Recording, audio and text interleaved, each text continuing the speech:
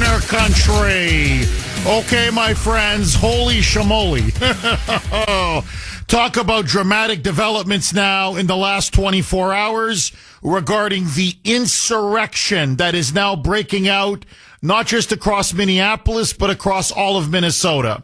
And so here is now the absolute latest. In the wake of the fatal shooting of Alex Preddy on the streets of Minneapolis and the rioting that has now erupted across Minneapolis and the pounding that the Trump administration is taking, and it is a pounding from the media. It's around the clock, saturation coverage. The Wall Street Journal editorial page, normally a conservative editorial page, the New York Post editorial page, conservative newspaper after conservative newspaper, many voices now on Fox News are now urging the president over the last 48 to 72 hours, it is time for a pause on immigration enforcement. They are now telling the president he is losing the public relations battle, that ICE looks like it's overreaching. Customs and Border Protection is now coming across as a bunch of thugs who are ham-fisted, and that they are now engaging in actions that is losing the support of the American public. The optics are bad. Trump is sapping support, they claim, among his voters, and that it is now time to, at a minimum, freeze immigration enforcement. And according to the New York Post and the Wall Street Journal, and now a growing chorus within Fox, this is now the Murdoch media empire. Remember that. Fox News, not all, but many, are now saying it's time to pull out ICE, pull out Customs and Border Protection, and essentially give Waltz and Fry a temporary victory and rethink this deportation strategy. In other words, they want Trump to pull back.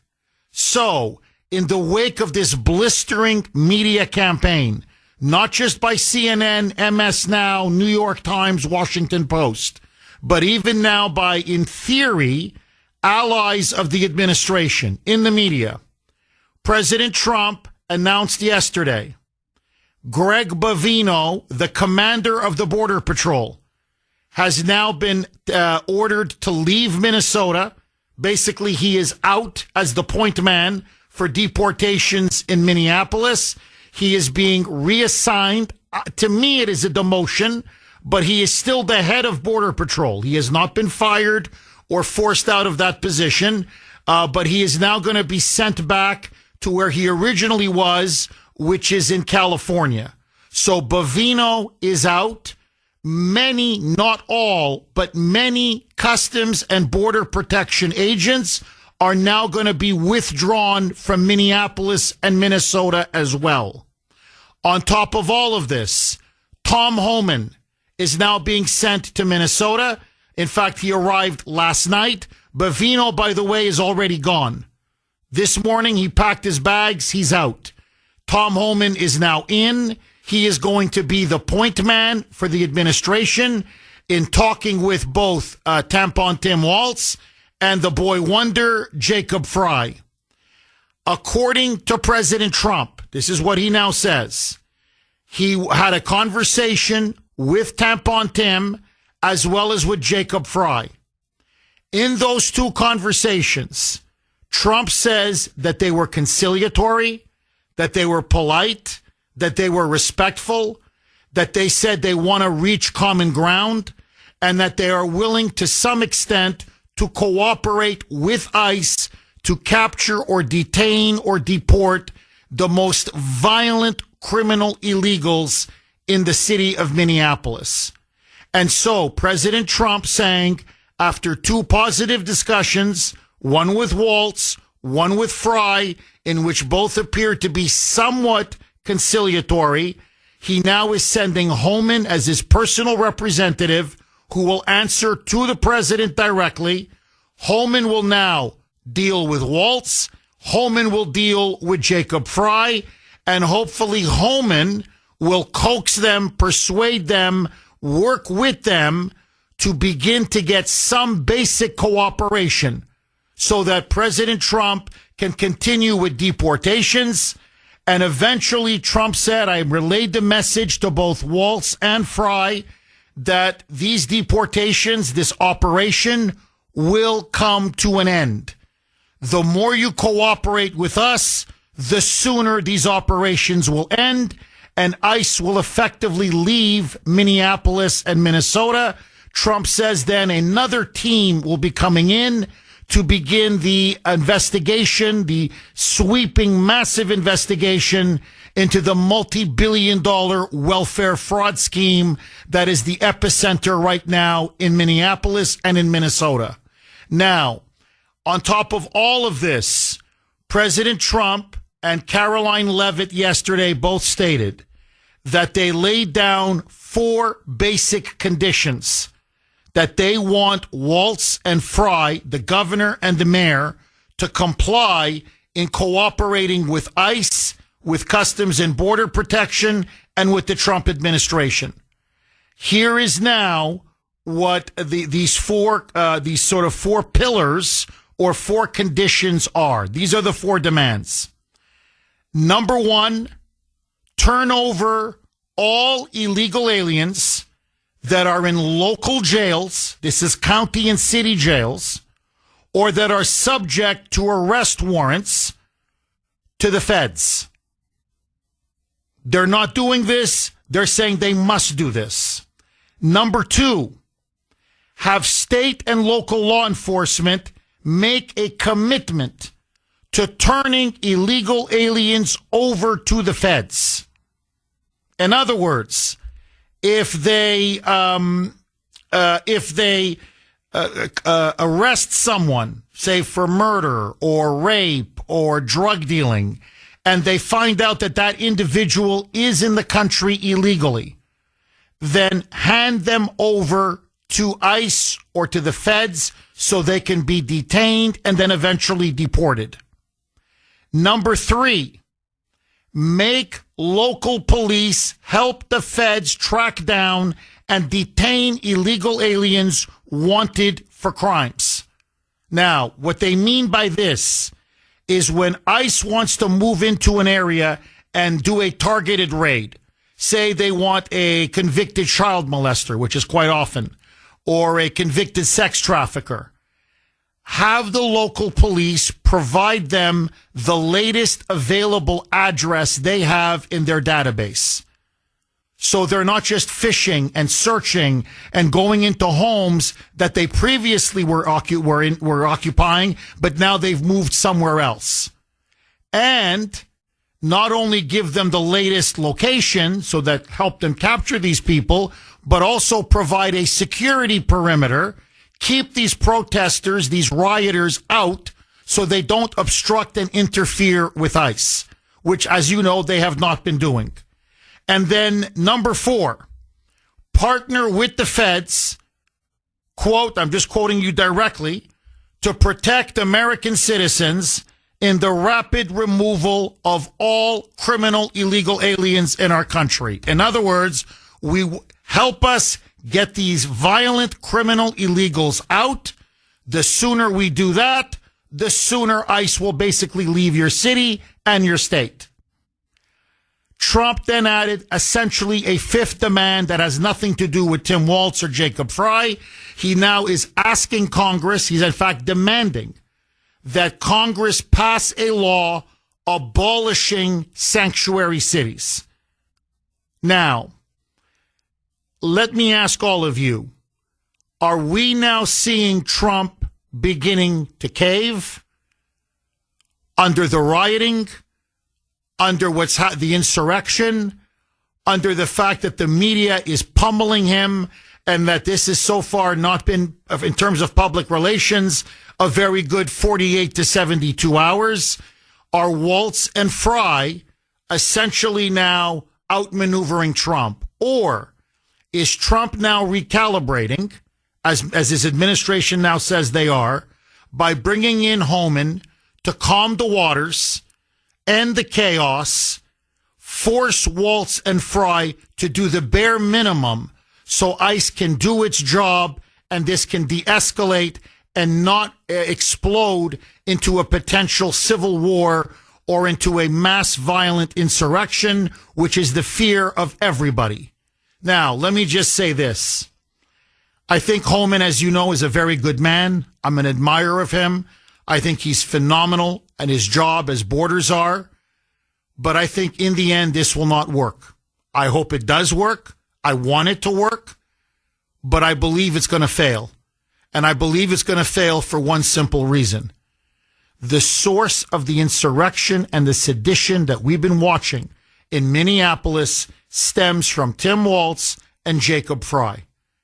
And unless those two men are put in handcuffs, unless they are arrested, okay, is Trump about to cave? Is he blinking in this war of wills between him and the radicals now in Minnesota, radical Democrats led by Tim Waltz and Jacob Fry? As you know, Commander Greg Bovino of the Customs and Border Protection is now out.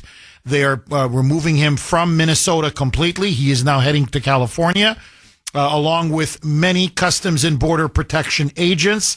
They are now, not all, but many are now going to be pulled out. Apparently, Jacob Fry, in an interview, told the British media that in his conversation with Trump, he emphasized that he wants as many federal agents out. Eventually, he wants all of them out. That Trump agreed that initially they were going to put some people, withdraw some of these federal law enforcement, starting with Customs and Border Protection. And Bovino, who's become the face of the immigration crackdown in Minnesota. So both sides now are claiming that the other is cooperating with them. So we're going to see what's going to happen. Now, what is clear, and this is coming from the White House, is that Trump is not happy. He is not happy with Greg Bovino, obviously, and he's not happy with Kristi Noem, the DHS secretary, especially their initial statements after the fatal shooting of Alex Preddy, when both Kristi Noem and Bovino said that he was brandishing a gun and threatening to murder or massacre law enforcement and do maximum damage. And according to Trump, they got in over their skis. That the video, not that the agents did anything wrong, but that they misstated what was on the video. And that the video shows that he wasn't brandishing a gun, that he wasn't there to shoot, pull out his gun and try to start massacring Customs and Border and ICE agents. That, in fact, what happened was he was resisting arrest. Yes, he was armed. He had a loaded gun. He had 2 magazines. And in the process of him resisting arrest, a shot went out, and they were yelling, "Gun, gun, gun," and that's when they shot him. I want you to listen now to Jonathan Turley saying it's these initial misstatements of the initial accounts where some unforced errors were made by Kristi Noem and by Bovino, and that clearly Trump is not happy. It makes the DHS look bad. It makes Customs and Border Protection look bad. And he says, ultimately, we are losing the PR war, the messaging war with the Democrats when it comes now to federal law enforcement and federal immigration enforcement. Roll cut 8, Mike. Well, I do believe that there was an unforced error with regard to the administration and their initial accounts of this shooting. Those accounts are not borne out by those videotapes. I mean, it does not appear that he was threatening the officer. It appears that this certainly escalated after that first contact, and that is not the impression you received from those early statements. And I think on that, Turley is right. But look, let me give you my honest opinion, and then I want to go right to the phone. 617-266-6868 is the number. Look, these ICE officers are doing an incredibly difficult job under immense stress. They are surrounded by rioters.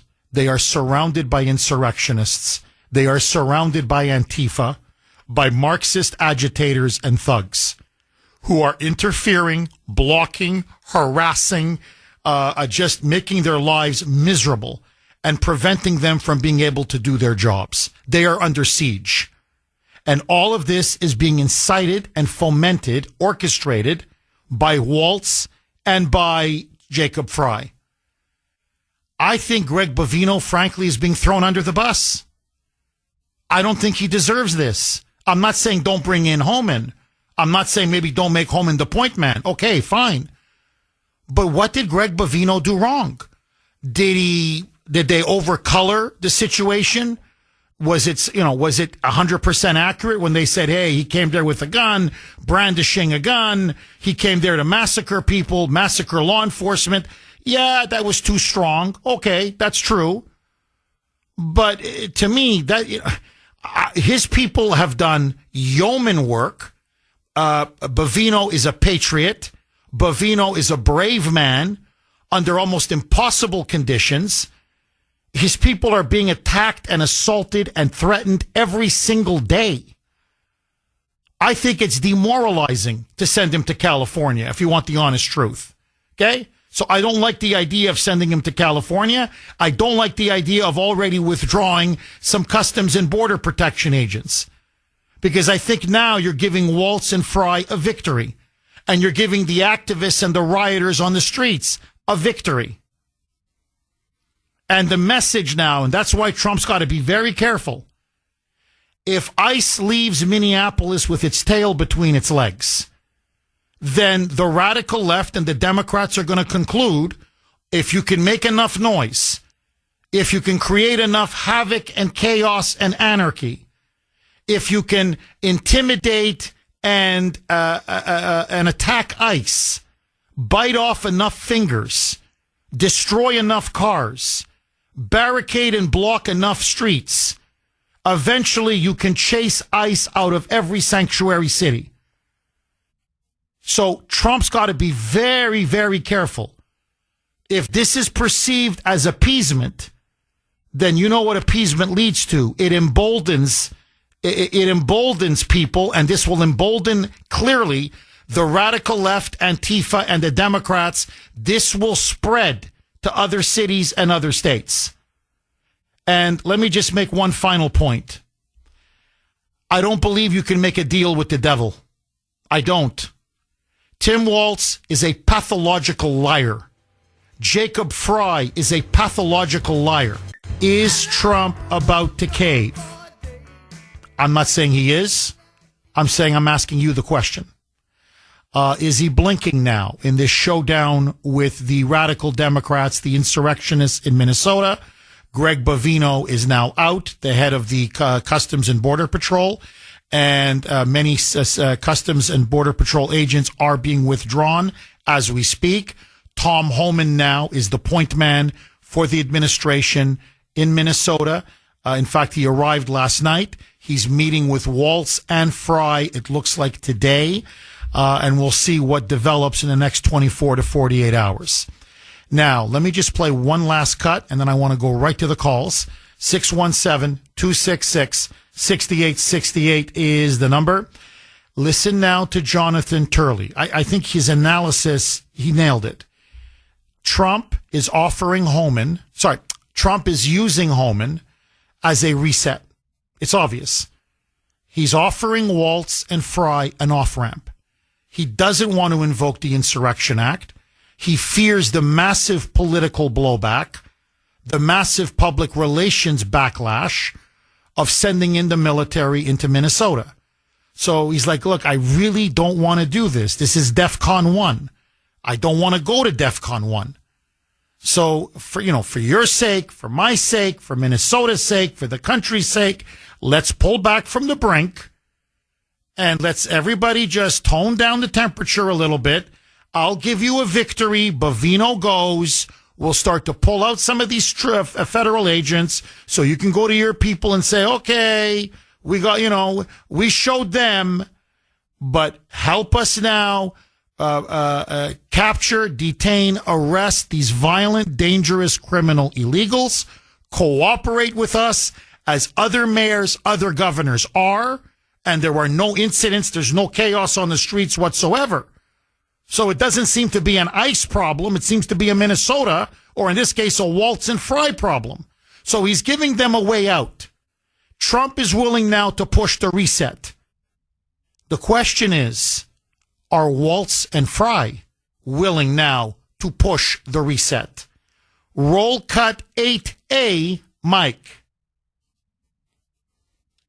And so I think that what you see with the White House today is an attempt to really use Holman to offer a reset. You know, that they're going to send someone new there. Let's see what you can offer. I agree with Paul that on that list are things that Waltz will not be able to necessarily hand over. You know, he's been leading the mob. It's very hard when you lead the mob to suddenly stop and say, okay, well, now let's cooperate and work together. You know, you had people marching over the weekend with signs saying, kill the Nazis. Now, Waltz is the guy who's been referring to ICE as Gestapo. So there's still a lot that has to be overcome politically in Minnesota. I completely agree. He's created now, whether he likes it or not, I'm talking about Waltz and Fry, frankly, both of them. You know, Gestapo, Nazis, executioners, killers, a brutal occupation. Anne Frank. Our children are afraid to go out of their homes because, like Anne Frank, they're going to be sent to extermination camps or concentration camps. They have now poured so much gasoline on the fire. They have now unleashed so much hatred and fear and panic and absolute hysteria. I don't know how he walks it back. He said it dozens of times. We will never cooperate with ICE. Sanctuary city now, sanctuary city forever. So I don't see how he can walk it back. I don't. Now, he may lie, which is what I suspect he's going to do. But in the end, nothing is going to fundamentally change. He's going to try to play Holman for a fool. And he's trying to play Trump for a fool. And so my view is, I think this is going to fail. Now, maybe Trump wants to exhaust every possible option before he has to invoke the Insurrection Act, i.e. politically go nuclear. So, okay. But let's put it this way. I am not hopeful that Holman can pull this thing out and get Waltz and Fry to cooperate. But that's me. I want to hear from you. 617-266-6868. Let's start off with Vince in Deutschland. Vince in Germany. Thanks for holding, Vince, and welcome. Morning, Jeff. Hi, Vince. Hey, you had said something about Trump is upset that they're losing the messaging battle. Yes. But I mean, time and time again, we know that we don't control the message. They control the message. So we're going to lose the messaging battle every time because they control it. You know what I mean? Unless you get people to listen to other outlets. And, you know, that's a hard hill to climb, right? But I don't know why Trump is I can understand maybe trying to reset the table, take a step back, you know, let some air into the room. But he's negotiating with terrorists. These people are terrorists. And Tim Waltz and Fry are suspected felons. They're not convicted yet, but I'm sure if they ran it down like they should, they would be convicted of felonies. So why are we negotiating with these people? It's like negotiating with Al Capone. It's like the federal government going to Al Capone and saying, hey, you know, maybe we can tone it down a bit. It's given us a lot of bad PR. Maybe we can both come in for a win. You know, it's crazy, man. It's crazy, you know. And then, you know, people will talk about, well, Minnesota has separate rights or, you know, they're a sovereign state. Dude, that thing was answered during the Civil War, man. You know, federalism supersedes states' rights. So, you know, these people are harboring criminals. They're harboring criminals. Why are we standing for this? Trump is losing the country. He's losing it. And he thinks he can just get away with turning Gaza into some sort of beach resort and thinking he's solving the Middle East problem. And I don't know, maybe he's taking a step back, saying, maybe I've bit off too much more than I can chew, and maybe I should let JD handle the rest of this in the second term. But I mean, dude, the time is now. It's like in a battle. You have to seize the initiative, and he's not doing that. Vince, let me just play devil's advocate. Because I think again, Holman is a very good man. I don't think it's going to work. I want to be proven wrong. I hope I'm wrong. I'm with you. I think Waltz and Fry are terrorists. They're domestic terrorists. They're insurrectionists. They're crooks. They're up to their eyeballs in this Somali fraud. You're completely right. They're going to go to jail if there's an actual investigation. So they need the mob. They need this violence. They need this chaos. But let all that go. Let me just play devil's advocate, Vince. You've got public opinion now, at least if you believe the polls, turning against Trump on deportations.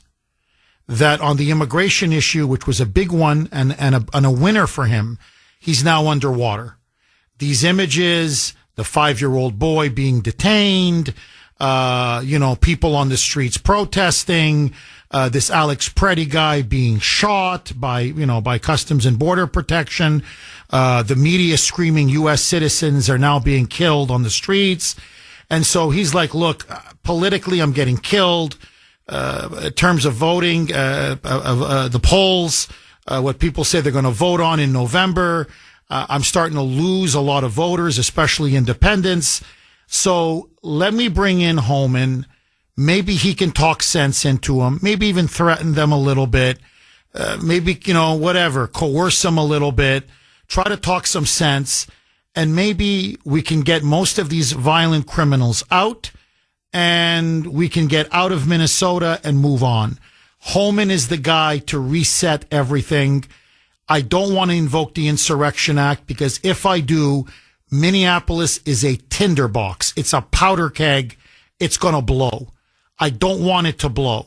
So let me be the adult in the room and try something different. Let me, in other words, recalibrate. What say you to that argument?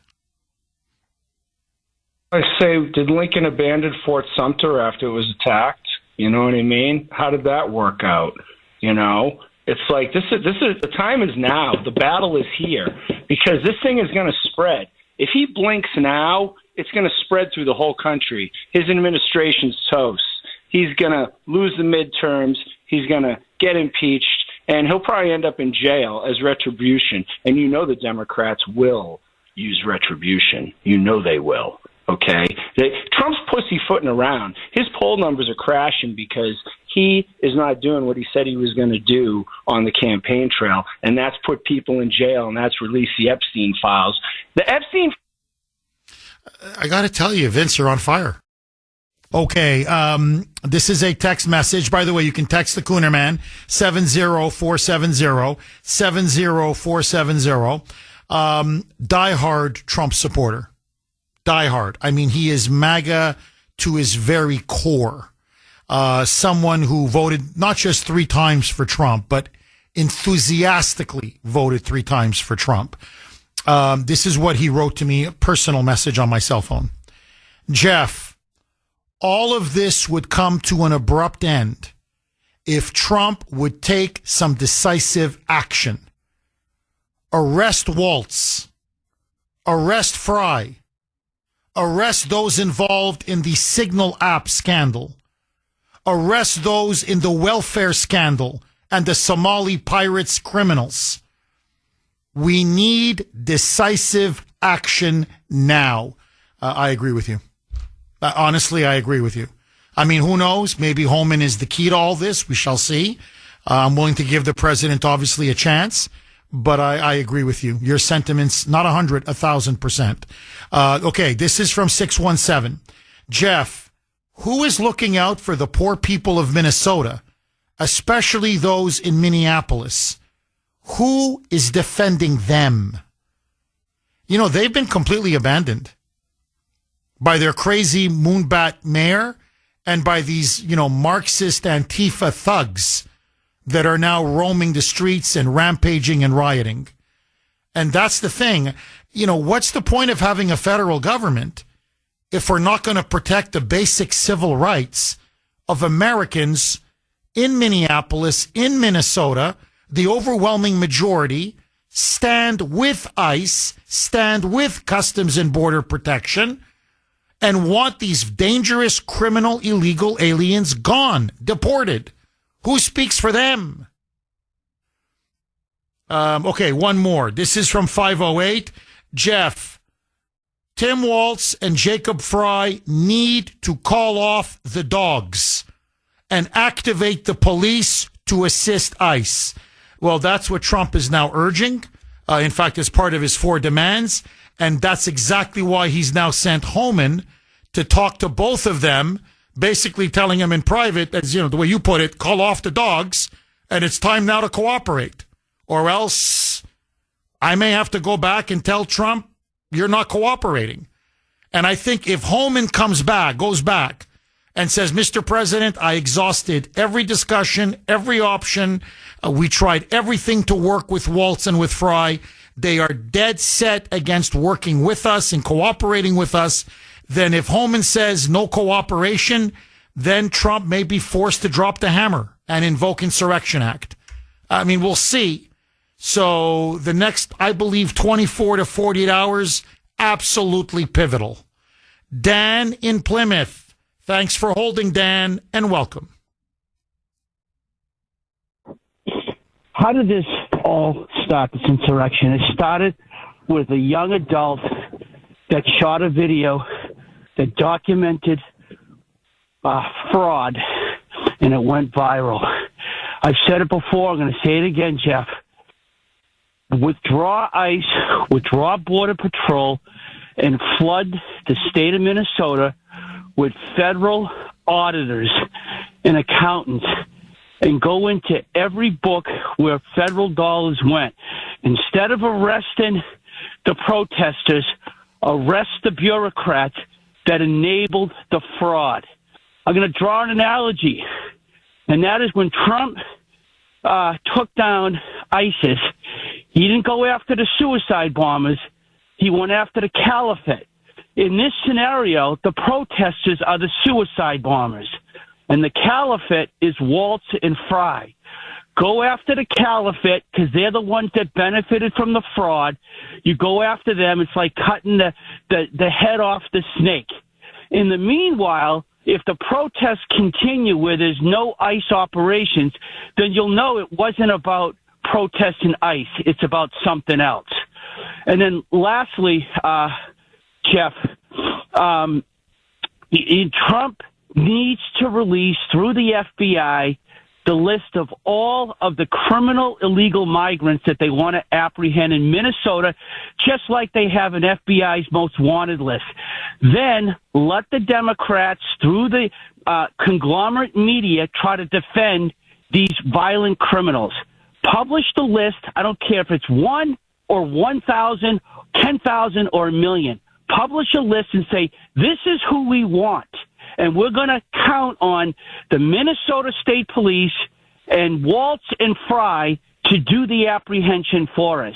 And you're going to find out, as we all suspect, this isn't about immigration. It's about something more devious, and that is the money laundering scandal that's been going on with the Democrat Party with our tax dollars. Set up a vast array of bogus NGOs, funnel the money through them, kick it back to their campaign coffers and their bank accounts, a la, what's her name there, Ilhan Omar, who's seen her wealth go from 0 to 30 million in 1 year. And that's how you're going to reclaim this PR battle. Oh, Dan, I think both your suggestions are absolutely superb. And all I can do is just add to it. Dan, she's worth now north of 30 million. Now you got figures saying as high as 44 million. And all of this in less than a year. And there's a winery that she and her husband own. Listen to this. It's now worth $5 million. But they're finding out as they're investigating, there's no physical winery. It's just on paper. There's no grapes. There's no vineyards. There's no bottles of wine. There's nothing. There's no staff. There's no building. There's no, as I said, there's no vineyard. There's nothing. There's nothing. And suddenly there's $5 million. It's obviously a shell company. It's so obvious. It screams shell company. So, look, there is so much corruption. You're looking at $20 billion in Minnesota alone, just on Medicaid and welfare fraud. Okay? $20 billion there. Ilhan Omar has gotten rich. Waltz has gotten rich. Fry has gotten rich. Keith Ellison has gotten filthy rich, the state attorney general. That's why they don't want ICE there. Look, Dan, your argument is cogent, coherent, logical. Frankly, it's brilliant. Trump, the only counter argument to it is this. This is what Trump would say. If I can't, because he's going to need ICE agents to be able to go into these sanctuary cities to physically do the forensic accounting and the audits. And already Waltz and Fry are refusing to hand over any documents whatsoever. They're not going to cooperate. If they cooperate, they're basically hanging themselves. So this is why I've been saying from the beginning, you have to break these sanctuary cities and sanctuary states. And they don't want to, they don't want that to happen. They realize, you see, look, in essence, they have now seceded from the union. I'm not saying this to be dramatic or hyperbolic. I'm telling you, what we're now watching in Minnesota, and I'm not the only one saying this, many now have pointed this out. What we're now watching in Minnesota is something that's only happened during the beginning of the Civil War. That's the only other time. What Waltz and Fry and Keith Ellison are now arguing in court, not just in public, in court, is that federal law does not apply to Minnesota. That Minnesota as a state, federal law does not have jurisdiction in Minnesota. That if they don't want to comply with ICE, they have the right. If they don't want to deport a single illegal alien, they have the right. If they want to defend the, quote, civil rights of Somalis from being investigated for welfare fraud, they have the right. So what they're basically saying is that Minnesota is in effect its own country. That's the heart of the issue. That's why I'm saying forget January 6th. This is an organized insurrection. It is sedition on a level that we have not seen since 1861, starting in South Carolina. So you're right. Everything what you said is right. But if they're not going to let ICE agents come in, they're not going to let auditors come in. And Waltz and Fry and Ellison have made that crystal clear. So that's the problem. And so this is why, to me, this is where the rubber hits the road. It's very simple now. Does federal law apply to Minnesota? Yes or no? If the answer is no, then essentially they've seceded. It's a neo-confederacy. And you're going to see other cities and other blue states do the same. If it does, get out of the way, let the auditors go in, let the ICE agents go in, let Customs and Border Protection go in, and allow us to do what President Trump was elected to do, which is to deport millions and millions and millions of violent, dangerous, illegal aliens. It's really that simple. And put corrupt criminal Democrats in jail. This is the issue. And it's a battle of wills. And the question now is, does Trump have the stomach, the spine, the intestinal fortitude to see this thing through to the end? This is the defining moment of his second term. This right now. Okay? This is his, as Vince said, this is his Fort Sumter. And what's he going to do? Is he going to blink? Or like Lincoln, is he going to see this thing through? Now, he's sending in Homan, reset, de-escalate, try to work out some kind of an arrangement. He doesn't want to invoke the Insurrection Act, of course. Who does? So, but I'm looking at Waltz. I'm looking at Fry. I'm looking at Ellison. You know what I see? Snake, snake, snake. Crook, crook, crook. Commie, commie, commie. That's what I see. To put it bluntly, terrorist, terrorist, terrorist. And that's why I don't think it's going to work. I mean, look, another 24, 48 hours is not going to kill us. But I don't think it's going to work. Dan, great call. 617-266-6868. Okay. Don't take my word for it. Okay. Please, you got to listen to this. Okay. Listen now. This is Minnesota's State Attorney General, Keith Ellison. By the way, he was the first Muslim ever elected to Congress. He's a lot like Mamdani. He's an Islamo-communist. He is the handmaiden of both Waltz and Fry. Okay, those are the three banditos. Okay, I know there's Ilhan Omar, there's Amy Klobuchar, there's other players here. But these are the three. Okay, this is the axis of evil in Minnesota. This is what he argued in court. There's a court case now. They're suing Trump and the federal government over sending in ICE. The argument he's making now at a press conference is exactly the argument he and his people have just made in court. Listen now to Ellison. Okay? He says it explicitly. We are sovereign. We are sovereign. State sovereignty trumps federal law. Roll cut 3A, Mike. It is a novel abuse of the Constitution that we're looking at right now.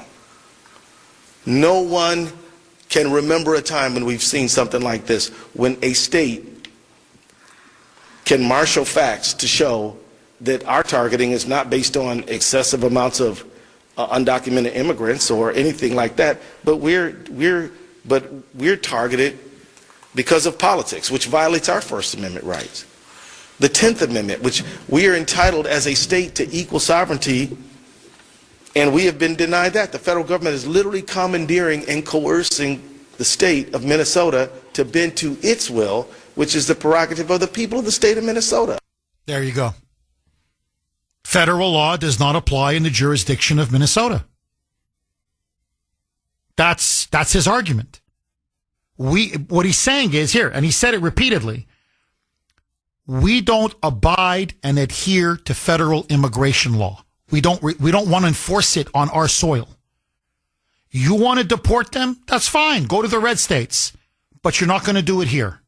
You're not deporting criminal illegals. We're not going to allow you to deport criminal illegals. We're a full-blown sanctuary city, sanctuary state. Period. We don't want federal agents, i.e. in this case, ICE or Customs and Border Protection. You don't have the right to put them on our soil. Get them out. They're an occupying army. They're invading us on top of being, I'm not kidding, Nazis, Gestapo, invaders, executioners, killers, on and on. And so, to me, this is now the counter-argument. If you're now claiming that federal law and federal jurisdiction does not apply to Minnesota, you can pick and choose what federal laws you will obey, what federal laws you will not obey, then I'm sorry, you're not entitled to any federal funding or any federal benefits. None. Zero. Nada. None. I mean, are you in or are you out? Are you part of the union or you're not part of the union? Because we have something called, this is why they're going to get their clocks cleaned. Okay, I was going to say asses kicked, but it's a family show. They're going to get their clocks cleaned in court. I'll tell you why. Because the supremacy clause clearly states that especially when it comes to immigration and immigration enforcement, local governments, state governments have no power or authority. It is, and I'm going to give you the legal term, the exclusive, and it is the exclusive and primary jurisdiction of the federal government. It's exclusive. It only belongs to the federal government. Period. Full stop. Okay? It's like repelling a foreign invasion. That's the role of the federal government, exclusively to the federal government, and that is paramount. It supersedes the state and the local governments. Other issues, that's right, the states have reserved power. But on immigration, no. The federal government is supreme. It's the supremacy clause. So, if you're not going to abide by our national constitutional compact, by our Constitution, and by the clearly stated articles in the Constitution, then I'm sorry. You get no. He should cut off the federal funding now. Trump's waiting till February 1st. Right now. By your argument, you guys are sovereign, correct? Yes. Okay, no federal funding. No federal benefits, no federal funding. And I mean the whole enchilada. Not a little bit here, a little bit there. All federal funding for every single national program. Medicaid, no money. The highways and roads all across Minnesota, no money. Education, no money. And then when the people of Minnesota, especially Minneapolis, say, whoa, wait, hold on. We don't have health insurance. Whoa. We can't pay our teachers. Whoa. There's no money for the roads. There's no money for fire. There's no money for police. Well, they'd like that. No police. But anyway, basically basic social services. There's no money. Then they're going to turn around and ask their leaders, why is this? Oh, so you can protect an Ecuadorian, I'm not kidding, an Ecuadorian illegal alien who routinely beats his wife and children? Who's a wife beater and a child beater? He abuses his children?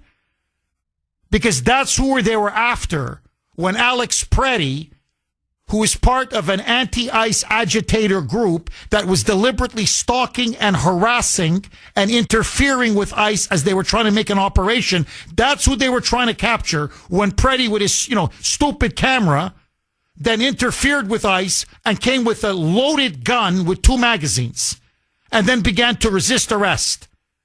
And by the way, never told the police he had a gun on him as they were trying to disarm him and put him to the ground. So we're fighting and dying and now losing all of these the federal benefits of being in the union over an illegal alien Ecuadorian wife child beater. No, this no work. So Trump's like, enough, man. You got to turn the screws. Look, this reminds me, as an historian, I'm telling you, it's like you're watching this and you're like, I've seen this movie. Like, has everybody already, we stopped reading about the Civil War? Like, everybody's forgotten the Civil War? They used to be taught in textbooks. Everybody knew the Civil War and how it developed and how it emerged. And it's almost like, my God, history's repeating itself. Except you just replace South Carolina with Minnesota. The same firebrands, the same fire eaters, the same radicals, the same insane arguments, the same hatred, the same party leading it, the Democrats. You're like, I can't, hello? Can't you guys see what's going on here? So, look, Waltz is not playing around. Fry is a revolutionary. Fry is a mentally ill man. I'm telling you. He's from New York. He's not even born and raised in Minneapolis. He doesn't give a damn about Minneapolis. He's an admirer of Trotsky. Okay? Literally, he's an admirer of one of the leaders of the Bolshevik Revolution. He's a Trotskyite. Waltz is a Maoist. He's an open admirer of Mao Zedong. He's been to China dozens of times. He's a Chinese agent. He's effectively a mole of China. You are dealing not just with corrupt, incompetent individuals, but with Marxist fanatics. And the mob on the street, that's their power. They want a revolution. Look, You have conservatives in Minnesota who've been following these clowns for years. You know what they're saying? They say, go on the streets and talk to the mob. They want to overthrow civil authority itself. Protecting illegals, that's just a means. From ICE and the federal government, coddling them, shielding them. What they really want is an overthrow of civil authority itself. And these idiots like Waltz and Fry think they can ride this because their power, they get their power from it. When you're dealing with people like this, they're not stable, they're not normal, they're psychotic. Holman is a rational, old-style sheriff. He thinks people respond to carrots and sticks. Most normal people do, not these lunatics. And so I think Holman, probably in about an hour when he starts meeting with Fry and Waltz, I think it's going to dawn on him very quick when you look at their eyes, and they have crazy eyes, like all of these left-wing revolutionaries. He's going to realize they're not playing with a full deck. Daryl in the great state of Georgia, the Peach State. Thanks for holding, Daryl, and welcome. Morning, Jeff. Hi, Daryl. As you might remember, last Monday, I was your final caller, and that's exactly what I mentioned was about the Civil War with Jefferson Davis and make the comparison between him and Tim Waltz and so forth. But I told you then, and exactly what I said was going to happen. Alex Paredes done got himself shot. I don't know why anyone would go to a protest with a gun. It seems unnecessary, but he did. And like I said, it was going to be somebody callous to kick things off because now you have that superhero Gavin Newsom out there. He's making more waves. And if Trump doesn't do something now, I said he should have arrested them already. If he doesn't do something now, all this is going to do is embolden some of these other leftist governors and mayors who want these sanctuary cities and so forth to just go ahead and just start defying federal government. And once they start that, we no longer have a country. We are already at civil war. It just hasn't had an official title to it yet, but that's really where we're at right now. Because we're at an impasse. If he doesn't go ahead and just arrest these idiots, and here's the reason why. He's going to get bad press regardless. The press is never going to be on his side. As a matter of fact, they'll write up a story the way they do about Alex Paredes and that woman Renee. It's like they're going to write up a sad story about them instead of tell the truth. They tell a story, but not the story. And so he's going to get bad press anyway. You might as well go heavy-handed because if you don't nip this in the bud, it's only going to get worse. I mean, you just do it. Just go ahead and do it and get it over with because if you don't, we're going to have more problems and more deaths are going to come from this because he's campaigned on being tough, and now if you sound like you're being a little bit weak, that's on him. And I voted for the guy. Daryl, let me ask you. He's now, Bavino is out. He's basically now sent them out of Minnesota, along with a good chunk of the Customs and Border Protection agents.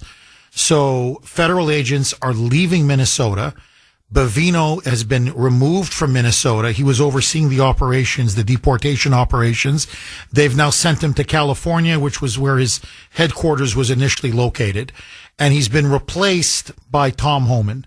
Homan is now the point man. Homan is meeting with Waltz and Fry. In fact, he arrived last night. He's going to meet with Waltz, Tampon Tim, and the Boy Wonder today in person. They're going to talk about seeing if they can cooperate and meet Trump's 4 demands. Is Trump blinking? Is this a sign of weakness on the part of Trump? Or, as the White House is saying, no, I'm sending in the right guy for the right moment at the right time to deal with this situation because Homan is tough but fair, and Homan can get Waltz and Fry to the table, and we can come up with an agreement where everybody wins. We get illegals deported. Waltz and Fry will get us out because we're just going to, deport as many as we can as quickly as possible, and everybody can go home. Is Homan the key to unlocking this in Minnesota, or is it now a capitulation by Trump? Or capitulation may be a strong word. Is Trump now starting to buckle, and is he starting to cave? What's your interpretation of this? Twofold. Here's the problem. I know it sounds strange. I don't think Border Patrol should have been up there in the first place. They should have just had ICE and any other federal agency that can deal with it. But Border Patrol should be down there by the border in the first place. That's what I wouldn't have brought them up there in the first place. But they're there. So he already did that. So, but the problem is, once you've made that mistake, now you got to try to correct it. Tom Homan coming there, and much as I love the guy too, I think that's a little bit too late now, because now it shows that you've made a mistake in the first place. And once you replace a guy, and it shows that you didn't have faith in him doing the job the right way the first place. That's my interpretation, because if you send a guy to do a job, he's doing a job. And now you don't like the way the press is making the guy look as he's doing his job. Now you replace him, so you've already given in. You've already given in right there. Interesting. Daryl, thank you very much for that call.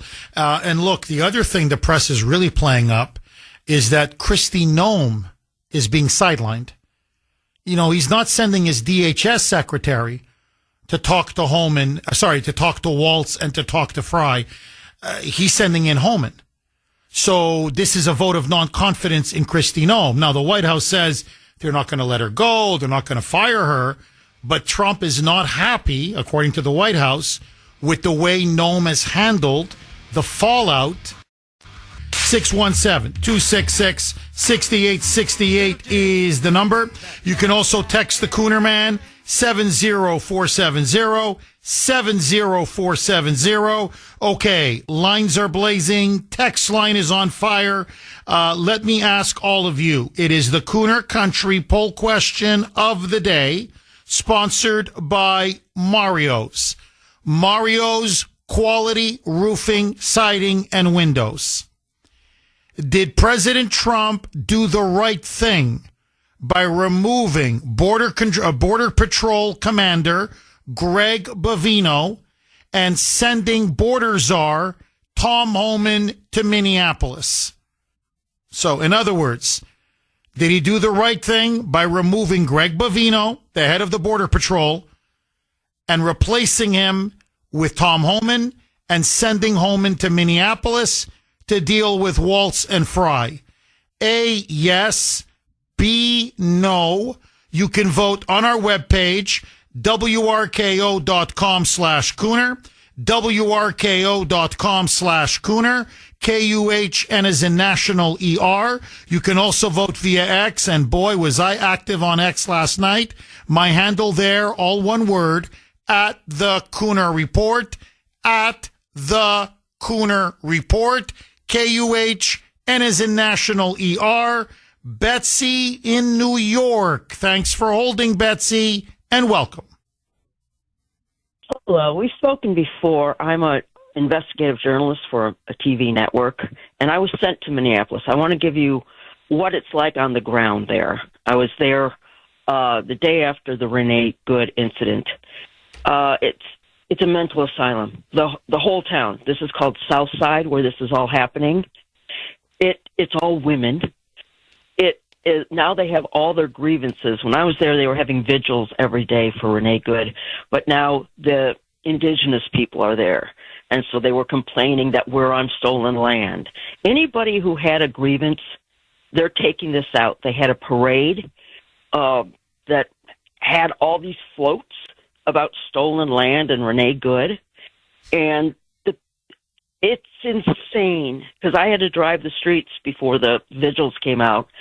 And every single house has a no ice or kill ice, but we love our neighbors and blah, blah, blah. It's an insane asylum. And I don't blame Trump for putting in Homan and bringing out Bovino, because it drains you. It absolutely drains you. I had a fight with Antifa because they were trying to stop me from parking in a parking space. So I also want to tell you, I was in a restaurant locally in this area. It's called Southside, and I was locked in. I didn't know I was locked in, but they lock the doors when people come in. So I was held against my will just to have a taco. So, sorry, Betsy, why would they lock you in? Why would they do that? Because they didn't want ice in there. And there were signs on the door that says ice is not allowed here, and they put all these codes up there. I don't look like ice, but they said to keep out the riffraff. But I didn't agree to be locked in to a restaurant. You know, I'm thinking fire or whatever, but they're nuts. Jeff, they're freaking nuts. All these people, and they all live in the same area. The schools have ice are not allowed here on metal signs printed up all fancy like they're from the government. It's not Walmart. I was in Target the first night. It closed at 6:20 because they're worried about riots. So let's talk, because I was there. Betsy, what's the sense regarding Waltz and Fry? I'm not talking about the crazies, ordinary people who are just trying to go to work, you know, get a paycheck, raise their families, pay their bills. How do they feel, the silent majority, when you speak to them? Are they for Waltz and Fry? Are they against Waltz and Fry? Do they share this hatred of ICE, or do they secretly, silently support ICE? I can't tell you that because I didn't talk to anybody normal, truly. So I was in a hotel downtown, right down from the Hilton that was attacked.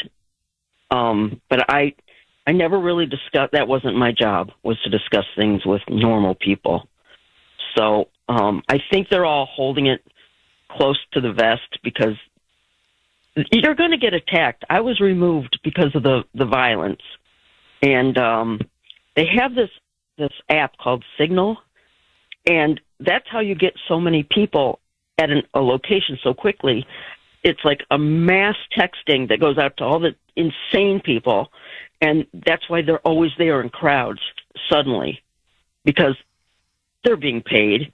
You know, they're being paid. I couldn't find the funding, but it was evil. I felt evil, and I've been to Afghanistan. I've been to Baghdad. I've been into a lot of wars. This was the worst war I've been in, and that's what it felt like. Just saying, what you saw on the ground resembled a war zone and almost the beginnings of a civil war, correct? I don't want to say civil war because they're just too small. They're looking for something to fight about. It's like everyone was just out for bear. There were some nice people. I fell on the ice twice and men stopped and helped me up. But I don't understand it. There weren't many men, but the men that were out there were Antifa, because that's the first thing. And they were recording me. They didn't know I was a journalist. I didn't identify myself. I was just this woman walking around. But they knew my license plate. They let me know that they knew my license plate, and I was just trying to find witnesses and stuff like that. But it's crazy. It's a circus of evil. I was there during the barricades. I mean, I was there the first day. And I'll tell you, the street that Renee Good was on, that's the main drag, and it's all ice. And her blocking it sideways, it's only a 2-lane road. And you can't walk on it. I don't know how to explain this, except it was the worst place I've been in my life. Honestly, and I can handle a lot. But those people are crazed. And every grievance they have is coming out.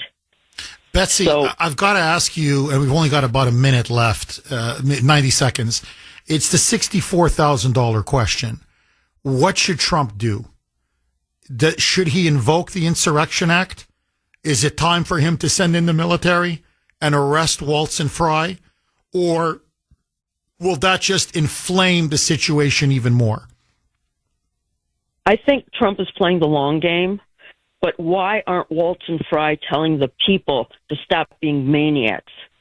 Why is he telling ICE not to go in and do their job?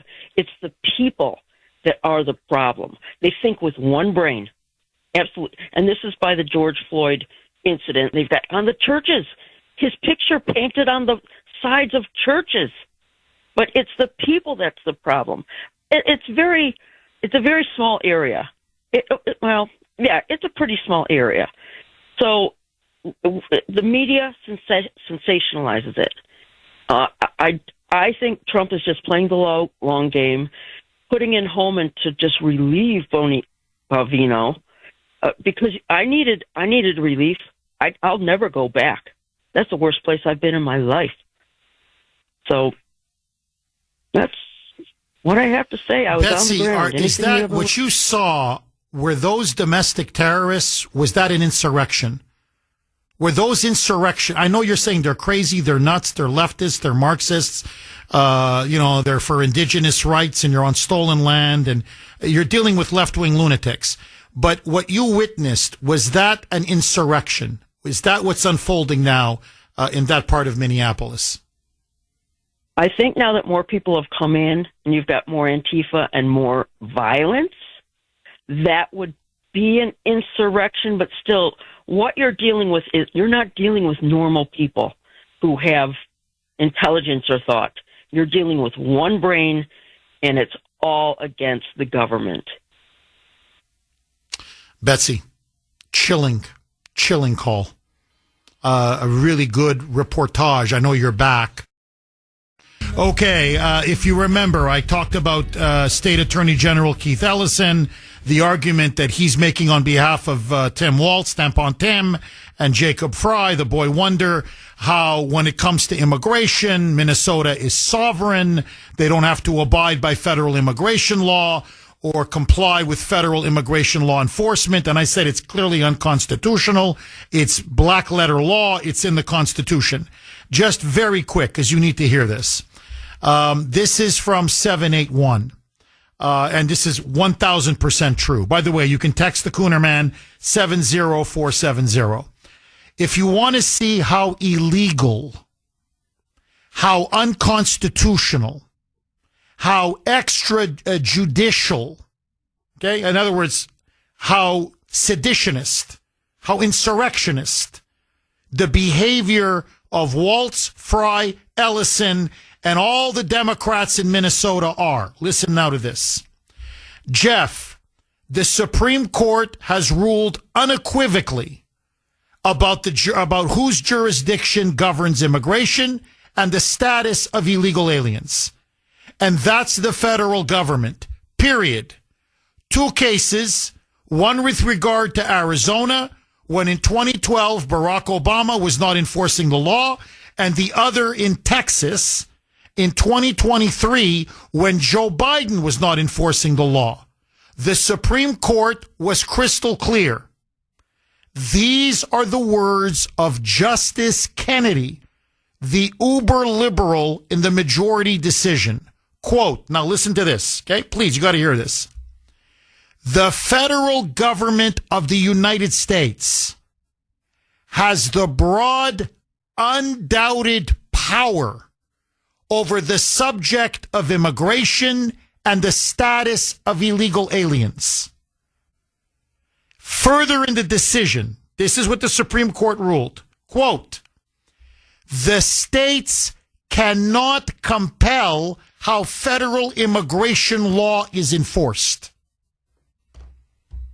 In other words, in plain English, you can't pick and choose whether you're a sanctuary city, whether you want to abide by this law or that law, or whether you want ICE to come into your city or not to come into your city, or which illegal aliens they can deport or can't deport.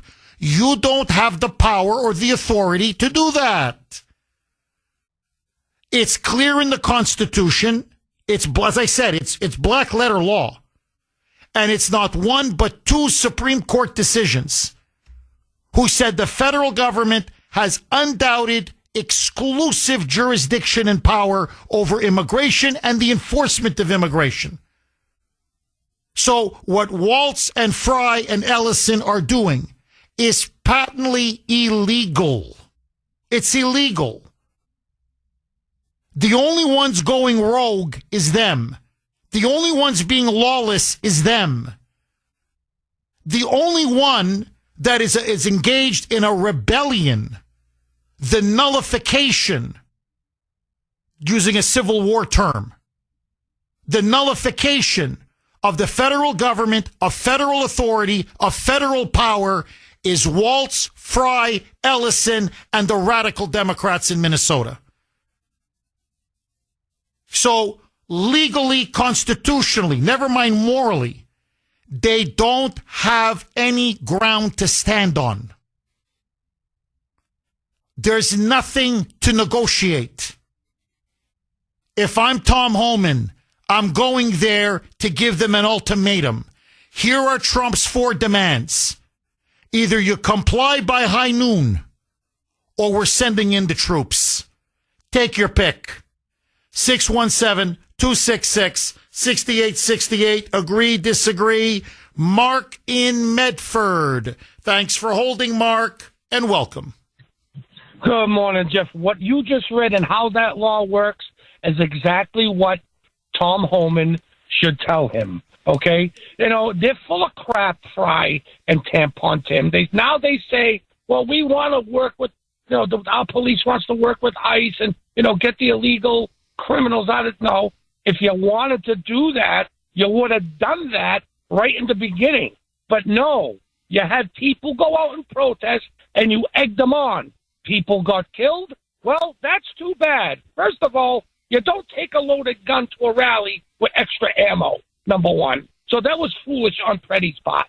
Okay? So I think Fry and Tampon Tim are both full of crap. They're not going to help. They're not going to do anything. Mark, James Comer, as you know, Republican, a very powerful Republican, House Republican, the chairman of the House Oversight Committee, on Sunday was on with Maria Bartiromo on Fox News. And he now says he's urging the president strongly to withdraw completely from Minnesota, to pull out all ICE agents, all Customs and Border Protection, every single federal agent, pull them out of Minneapolis, pull them out of Minnesota, essentially wave the flag of surrender. He didn't say that, but essentially. And say, you know what? Send them to other jurisdictions, cities and states that want to cooperate with the federal government to get rid and deport these dangerous, violent, criminal illegals. And let the people of Minnesota deal with the consequences of having to live with murderers and rapists and drug traffickers and gangbangers in their communities because Waltz and Fry refuse to have them removed. In other words, if they want a sanctuary state, let them have it and then let them deal with the criminals. The feds should pull out because according to Comer, the public relations is a disaster. The shootings are hurting Trump politically and in the polls. And so he should pull out completely and let the states deal with it on their own if they don't want to abide by federal law or cooperate with ICE. What say you, Mark? Absolutely, unequivocally not, Jeff. No, no, no. You just read the law, word by word. What Homan needs to do is say, listen, you abide by federal law or this is what's going to happen. The federal law and the federal police have jurisdiction over any city or state, and he also needs to tell them there is no such thing as being a sanctuary city or state. As a matter of fact, Jeff, I invite ICE to go to a red state, and we'll see what happens. You'll see nobody on the streets at the fairing. If you do, you might see people holding signs saying, "Thank you, ICE. Please come back again." Mark, drop the mic. And just to reinforce what you're saying, because you're on fire, notice we're not seeing this problem anywhere else. Anywhere else. ICE is conducting as I speak to you now, thousands of operations in states all over, cities and states all over the country. How come it's only in Minnesota? It's the same ICE. It's the same Customs and Border Protection. So it's clear to me ICE is not the problem. They're not a problem anywhere else. Customs and Border Protection, they're not a problem anywhere else. Why? Because even in blue cities, like in Memphis, Tennessee, or New Orleans in Louisiana, or Austin, Texas, local authorities are cooperating with ICE. Yes, Joe Schmo, yeah, the mass murderer that you want, or the rapist that you want. The latest address we have, yep, it's, whatever. I'm making up a street now. 100 Johnson Street. Thank you. Can you guys just give us a little security when we move in? Get a couple of cop cars so nobody interferes with us? No problem. Bang. They pick them up. It's done. Or better yet, they're in a prison or a local county jail. We want this guy. He's a convicted child molester, an illegal alien. We want to get him. Sure, come on in. We got him in handcuffs. Pick him up, scoop him, and deport him. So there's no problem anywhere else. Which to me then, if it's not a problem anywhere else, it means Waltz and Fry are the problem. It's so obvious. 617-266-6868. Dane in Florida. Thanks for holding, Dane, and welcome. You're talking about snakes, Walsh and this other sheriff. Listen, President Trump just has to remind himself of the story he told over and over at a rally about the old woman and the snake trying to cross the river. Okay, what happened when the woman took the poor little snake across the river? It bit her when it got on the other side, and the woman said, "Oh, why did you do that to me? I helped you, you stupid poor woman. You knew who I was." President Trump, listen to your own stories that you told, and maybe you'll learn something by them, okay? Remember when Hitler had Stalin and told Stalin, "Oh, we're not going to invade you." One of the first things he did? He invaded Russia. You're dealing with the most evil-minded, insane, like all of your callers were so spot on today, evil people in the world. These people are nuts. They are insane. They are criminals. They are traitors. Every bad adjective you can think of in America, that's what's running Minnesota. And they need to be stopped. They need to be stopped now. Don't waste your time. You want to send in, what's his name? Fine. 24 hours, no answer. Guess what? Send in the troops. This has to be stopped. You're gonna let this go, and it's gonna get out of control, and you're not gonna be able to control it, President Trump. I hope your people are listening today, and I hope they're listening to you. Your show, Jeff, is the heartbeat of America. The same people, okay, the heartbeat, the real America is listening to you all over the country. You get calls from California to Florida to New York, all over the country. Listen, President Trump. Listen to the people that are talking to you to the Kuhner show today. Okay, they know what they're talking about. They're on the street. They're in the real world. They're not talking to insane, out of control people that are communists, that are evil, that want to destroy America. This has to be stopped. It's President Trump. Please listen. Okay, listen to your own stories you told over and over in the rally. If you are not condemned to learn from history, you're condemned to repeat it. So that's my message. This is the heartbeat of America talking. Please listen. Dane, I think you've put it very eloquently and very powerfully. And I think the president, with all due respect, and you know how much I love him, I think he's getting bad advice from Susie Wiles. I think he's getting bad advice from some people around him because they're showing him all these opinion polls. And they're saying this is not popular anymore. Your deportations are not popular. ICE is not popular. We're losing the public relations battle. We've got to do a reset. And I think, I do believe that ICE is losing popularity, or to be more accurate, that there's unhappiness with the immigration crackdown. But it's not because they're coming in too hard and too heavy. I think most people, especially MAGA, are getting frustrated and demoralized because they don't see real arrests. Look, I'll tell you the truth. I'm not happy with the deportation policy, but I'm not saying pull out. What I'm saying is, come on, stop pussyfooting around. Stop beating around the bush. I don't want you to go weaker. I want you to go stronger and be tougher. I want you to smash these sanctuary cities. I want you to put people like Waltz and Fry in handcuffs. And I want you to come in and start really deporting them in massive record-breaking numbers. That's what we voted for. That's what the country wants. And I have to say this, and you're completely right, Dane. To see the images now, and they're now everywhere, of these left-wing Antifa thugs, these professional paid agitators and fanatics, beating ICE agents to a pulp, biting off their fingers, surrounding and swarming ICE vehicles, smashing their windows, and then in front of their eyes, stealing their guns and their ammunition. And these are, these are sophisticated guns. These are sophisticated, they're like AR-15s. And they just run off with these weapons, Antifa and these Marxist anti-ICE agitators, these terrorists, with all these boxes of ammunition, and they're just running off into the night, and everyone's just standing by and watching it happen? Like, people are going to get massacred.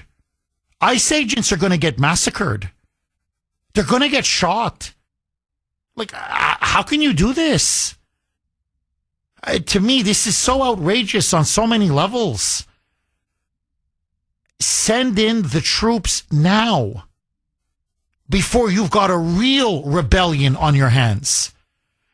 Dane, thank you so much for that call. Look, very, very quick, because you need to know what's happening. So the Whipple Federal Building is an ICE facility. It's basically their headquarters in Minneapolis, St. Paul, in the Twin Cities. It is now under siege and has been for weeks. And ICE agents are being pelted with rocks and ice bottles, literally, which can cause you a concussion and do severe brain damage. They're being pelted with rocks. Explosives are being thrown at them, fireworks explosives, trying to burn them alive. They're attacking the building. They're surrounding the building. They're whistling all night so they can't sleep. They're hounding them from hotel to hotel, smashing windows, going in and trying to murder ICE agents. Security guards are being beaten up in the lobbies of these hotels. And so the Whipple Federal Building has become so unsafe. There is a fort, a military base nearby. It's called Fort Snelling. It's adjacent or very close to the Whipple Federal Building. Secretary of Defense or Secretary of War, however you want to call him, Pete Hegseth, has now allowed ICE and Customs and Border Protection, because they made a request, to go into Fort Snelling and to use it as their operating base now. And so they're using Fort Snelling to house these ICE agents, to house their vehicles, to house their equipment. And so now, this is now a federal military base. It is now surrounded by thousands of these anti-ICE activists and rioters. And they are chanting and screaming, "Burn Fort Snelling down. Burn Fort Snelling down." They're calling now, it's like Fort Sumter. They're calling now for an attack on the U.S. government, for an attack on a U.S. military base. I don't know what to tell you anymore. Like, really, after I don't know what else to say. Now, to show you what the media, how irresponsible, to me this is unforgivable, how reckless and irresponsible the media is, and how they're fanning the flames of out-and-out hatred, disinformation, misinformation, propaganda, as the Russians would say. I want you to listen to this, okay? You're not going to believe this. If I said it to you, you wouldn't believe me. So here it is. Jake Tapper, fake Tapper on This Is CNN, has this guy, Jamie Schwessenedel, however you pronounce his last name. Anyway, who cares? He is the co-owner of Moon Palace Books in Minneapolis. He's one of the crazies that Betsy was talking about, one of the previous callers. Now, I want you to listen to what he's saying. And by the way, Jake Tapper never says he's wrong. He never says, dude, you got a serious screw missing. Hey, the elevator doesn't go to the top. Are you on drugs? What planet are you on?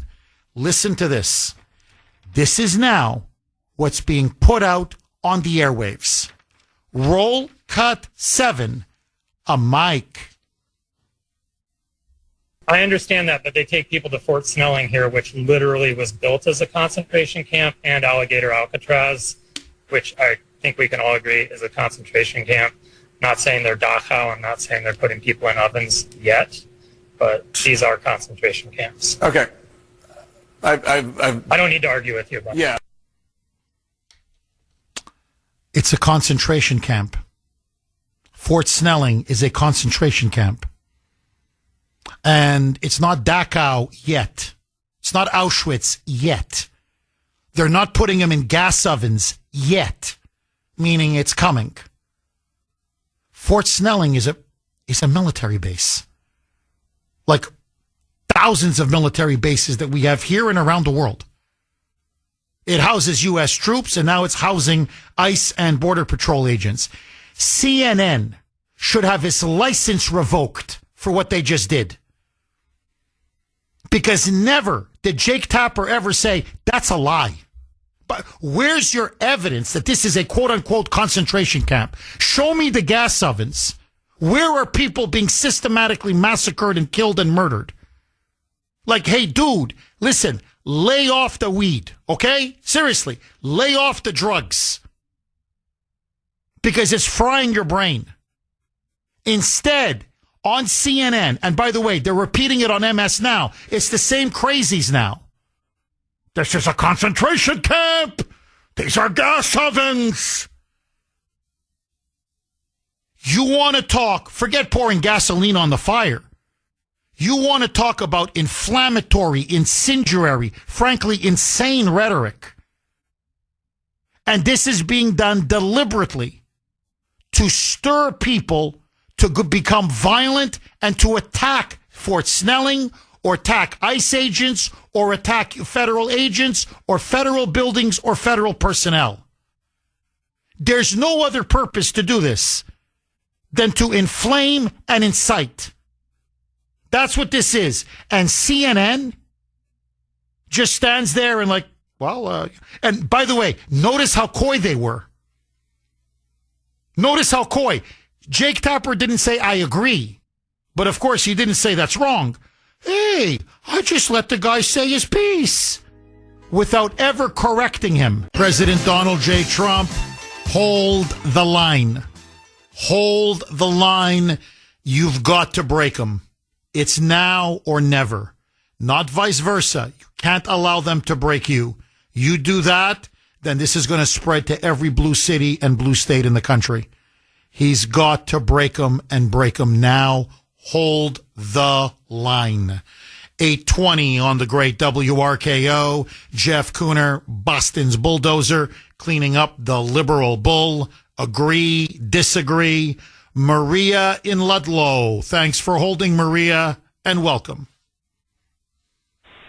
Good Good morning, Jeff. How are you? I'm good. How are you, Maria? Trying to make it home safe.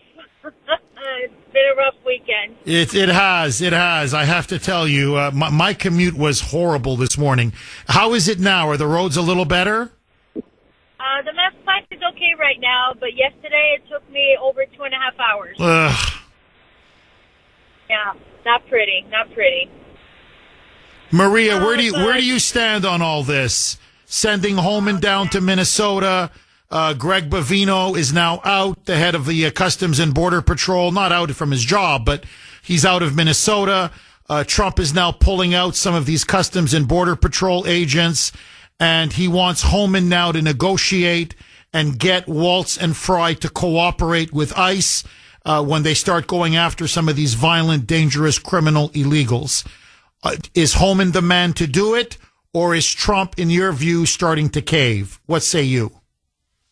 I hope he's not caving. He better not cave, because that's not what the American people voted for.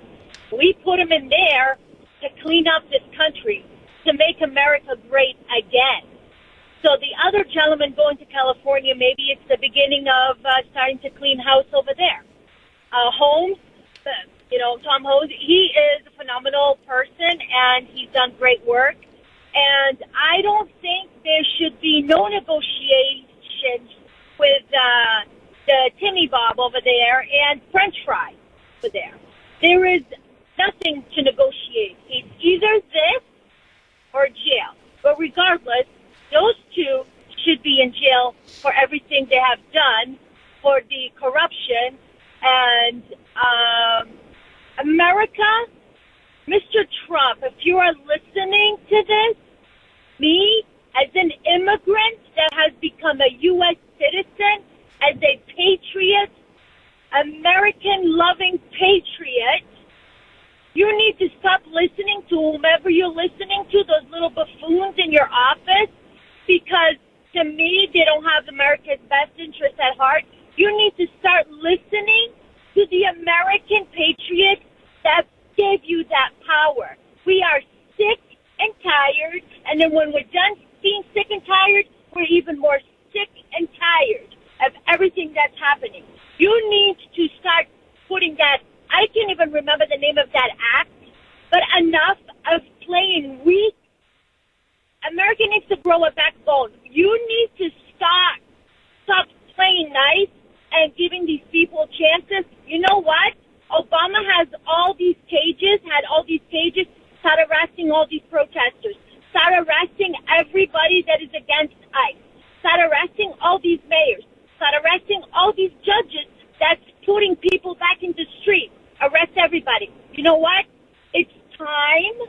It's been time to hear American people's cry for help, because we are not being heard. We are sick and tired of this. These people are breaking federal law. If the shoe was in the other foot, if there was Democrats doing this, where do you think the Republicans would be? Obama's cells, those cages would have been filled with patriots. And we're done. We're done waiting. We're done for anything else. You do whatever you need to do. You start being tough. Time to take out the pull-up and put the big boy pants back on again and be tough like we know you can be. We're tired. Pam Bondi, she needs to go. I hope you never get rid of Christy Noble, because she is wicked fabulous. If you're going to get rid of somebody, get rid of Pam Bondi, because now one single soul has been arrested. Look what happened in that church. 2 little Minnie Mouses got arrested. What about Don Lemon? The judge that said no, that judge should have been arrested. All those people should have been arrested. I am sick and tired of waiting for somebody to be arrested. Ilhan Omar should be deported.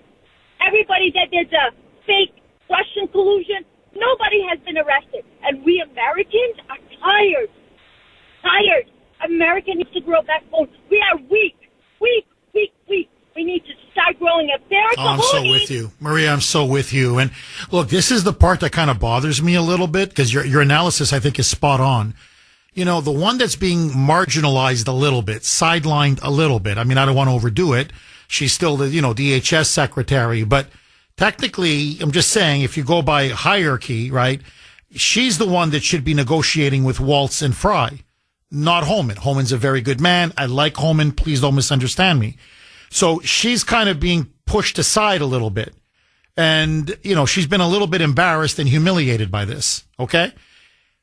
But, she's done a very good job as DHS secretary. And her press conferences are powerful. They're eloquent. They're articulate. She's got the back of federal law enforcement. Okay. I want to go to Allen in South Carolina. But just before I do, Trump now is under a lot of pressure. And this is coming now from, and I'm putting this in air quotes because I don't think they're genuinely conservative. But anyway, they're known, or their reputation is to be, quote unquote, conservative media outlets. And that's really the Rupert Murdoch media empire. The Wall Street Journal editorial page, which is very pro-open borders, an opponent of Trump on free trade, on many issues.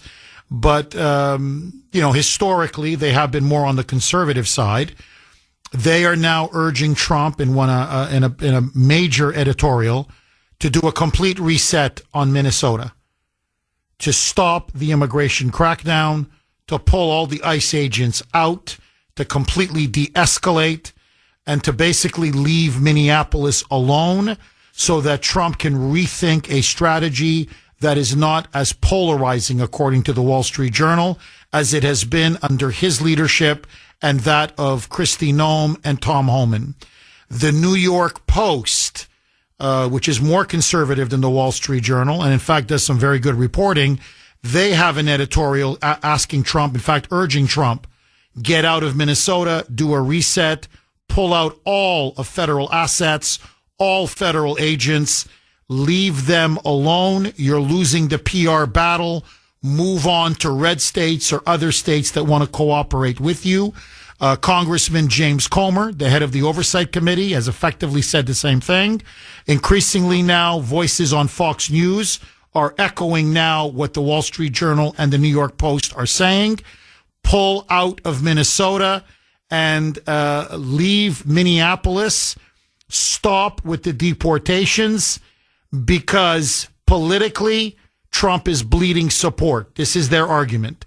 So my question to you, as the pressure grows on Trump to pull out of Minnesota, should he? And is sending in Homan going to reset the situation and get Waltz and Fry to comply? Or do the Democrats now have Trump on the run? 617-266-6868. Lines are loaded. Alan in South Carolina. Thanks for holding, Alan, and welcome. Good morning, Jeff. Hey, what's your favorite number? 'Cause I got to play the lottery. I rang into you this morning, and Sandy picked up on the second ring. No busy signal, nothing. I'm like, this is incredible. But that was luck, I got to tell you, because usually our lines are jammed and it's very, very hard to get through. So I'm happy you got through and only on the second ring. Alan, my friend, you're a very acute observer. I always look forward to your calls. Homan is in. Bavino is out. Homan now is tasked with getting Waltz and Fry to agree to Trump's 4 basic demands. In essence, cooperate with ICE so we can start deporting criminal illegal aliens. Is Homan the man to do it, or are Waltz and Fry just playing for time? Should have been in play much earlier than now, personally. And now that he is going out there, I would hope that he's got some cuffs with him, because we've got the signal chats that are being initiated by the lieutenant governor. She needs to be in cuffs, and Fry and Walls ought to be in cuffs as well for their instigation of this whole mess out there. I mean, even if they're just detained for a little while for optics and whatnot, just send a message that this stuff is not going to be tolerated. He needs to go in and with a heavy hand and put an end to this. I mean, do not cede a state to these radicals. Alan, how do you read the tea leaves right now? have the Democrats, at least in terms of the PR war, the messaging war, have they outmaneuvered Trump regarding ICE, Customs and Border Protection, deportations, the images, the way they're going on about, Renee Good was a poet who just, was an innocent bystander who just dropped her son off at school and then was executed by an ICE agent. Now they're going on about, Preddy being this ICU nurse, another one, innocent bystander, executed by ICE. They're vilifying ICE. They're attacking ICE. They're demonizing ICE. And it looks like Trump, at least so far, is not being proactive. He's being defensive. He's being reactive. Have the Democrats seized the initiative from what your vantage point? Obi-Wan Kenobi said in the original Star Wars movie, the Force works on the weak-minded. And honestly, those talking points are going to work on the Bills from Sudbury and the Bens from North Andover, but rational Americans are seeing through this. They realize that Renee Good was not just a poet dropping her kid at school and got mixed up in this, and this guy is an innocent bystander and had no part to play in it. No. People are seeing what's going on, and I do not believe for a second that Trump is losing support of his base. Yeah, I agree with you, Alan. I completely agree with you. I think the Bills in Sudbury, it's just reinforcing them, but they hated Trump from the very beginning. I think middle America, most Americans are still with Trump. If anything, if they're critical of anything, as I said earlier, I think they want him to go harder. I think they're like, come on, what are you waiting for? Start arresting these Democrat criminals. We want real deportations. And you know what's incredible, Alan, is now that Holman is going to Minnesota, the media you want to talk about libeling this man. Now he's a Nazi. Now he's the head of the Gestapo. Now he's a monster. Yet the very same guy under Obama, Holman, Obama gave him a medal. Literally, you can look it up. He gave him an award. And he deported infinitely more people under Obama than he has under Trump. Same guy, same ICE, same methods, same tactics. And yet under Obama, they loved him and they gave him a medal. Under Trump, he's a Nazi. It just shows you what a bunch of liars and propagandists they are. Alan, as always, thank you very, very much for that call. 617-266-6868. Jay in New Hampshire. Thanks for holding, Jay, and welcome. Hey, Jeff. It's been a couple of years since I called. Really? A couple years? Yeah. Jay, I've tried, but I can't get through. Was it something I said? Was it something I did? No, not at all. Actually, I think it was meant to be that I called in today because people are fed up, and I think it's a good time for me to bring up this subject. Yes, go ahead, Jay. I'm not a Wii U. I'm not a Moonbat, and I can validate that. I wrote the song Live Free or Die, the Trump campaign song. I sent you a hard copy of it about a year ago. I don't know if you received it. I did. No, Jay, look, please, the last thing you are is a Moonbat. You're an America First patriot. You're a Trump supporter, diehard Trump supporter. You're among friends. Let her rip, Jay. Go ahead. Okay, so you had a caller of the week a few months ago who said that Trump was kidnapped at the G7 and executed. I'm sure you recall that. Yes. And there's an imposter now, someone imitating to be Trump. Right. So I voted for Trump in Londonderry, New Hampshire, and when I came out, he was there shaking hands outside. There was the buses, the Secret Service. I know somebody that placed the cameras in the trees. So I was like, I'd love to meet him, but, I don't know if I want to wait in this long line. So everybody's shaking his hand. So I got up as close as I could. It was just me and the Secret Service, just one guy between me and him. And I looked at him, and I was like, that looks exactly like Donald Trump, but that is not. He's shorter than me, and I'm 5'9". I'm like, that's not him. Doesn't anybody see what I'm seeing? So I was like, I'm not waiting in line to shake the hand of a body double.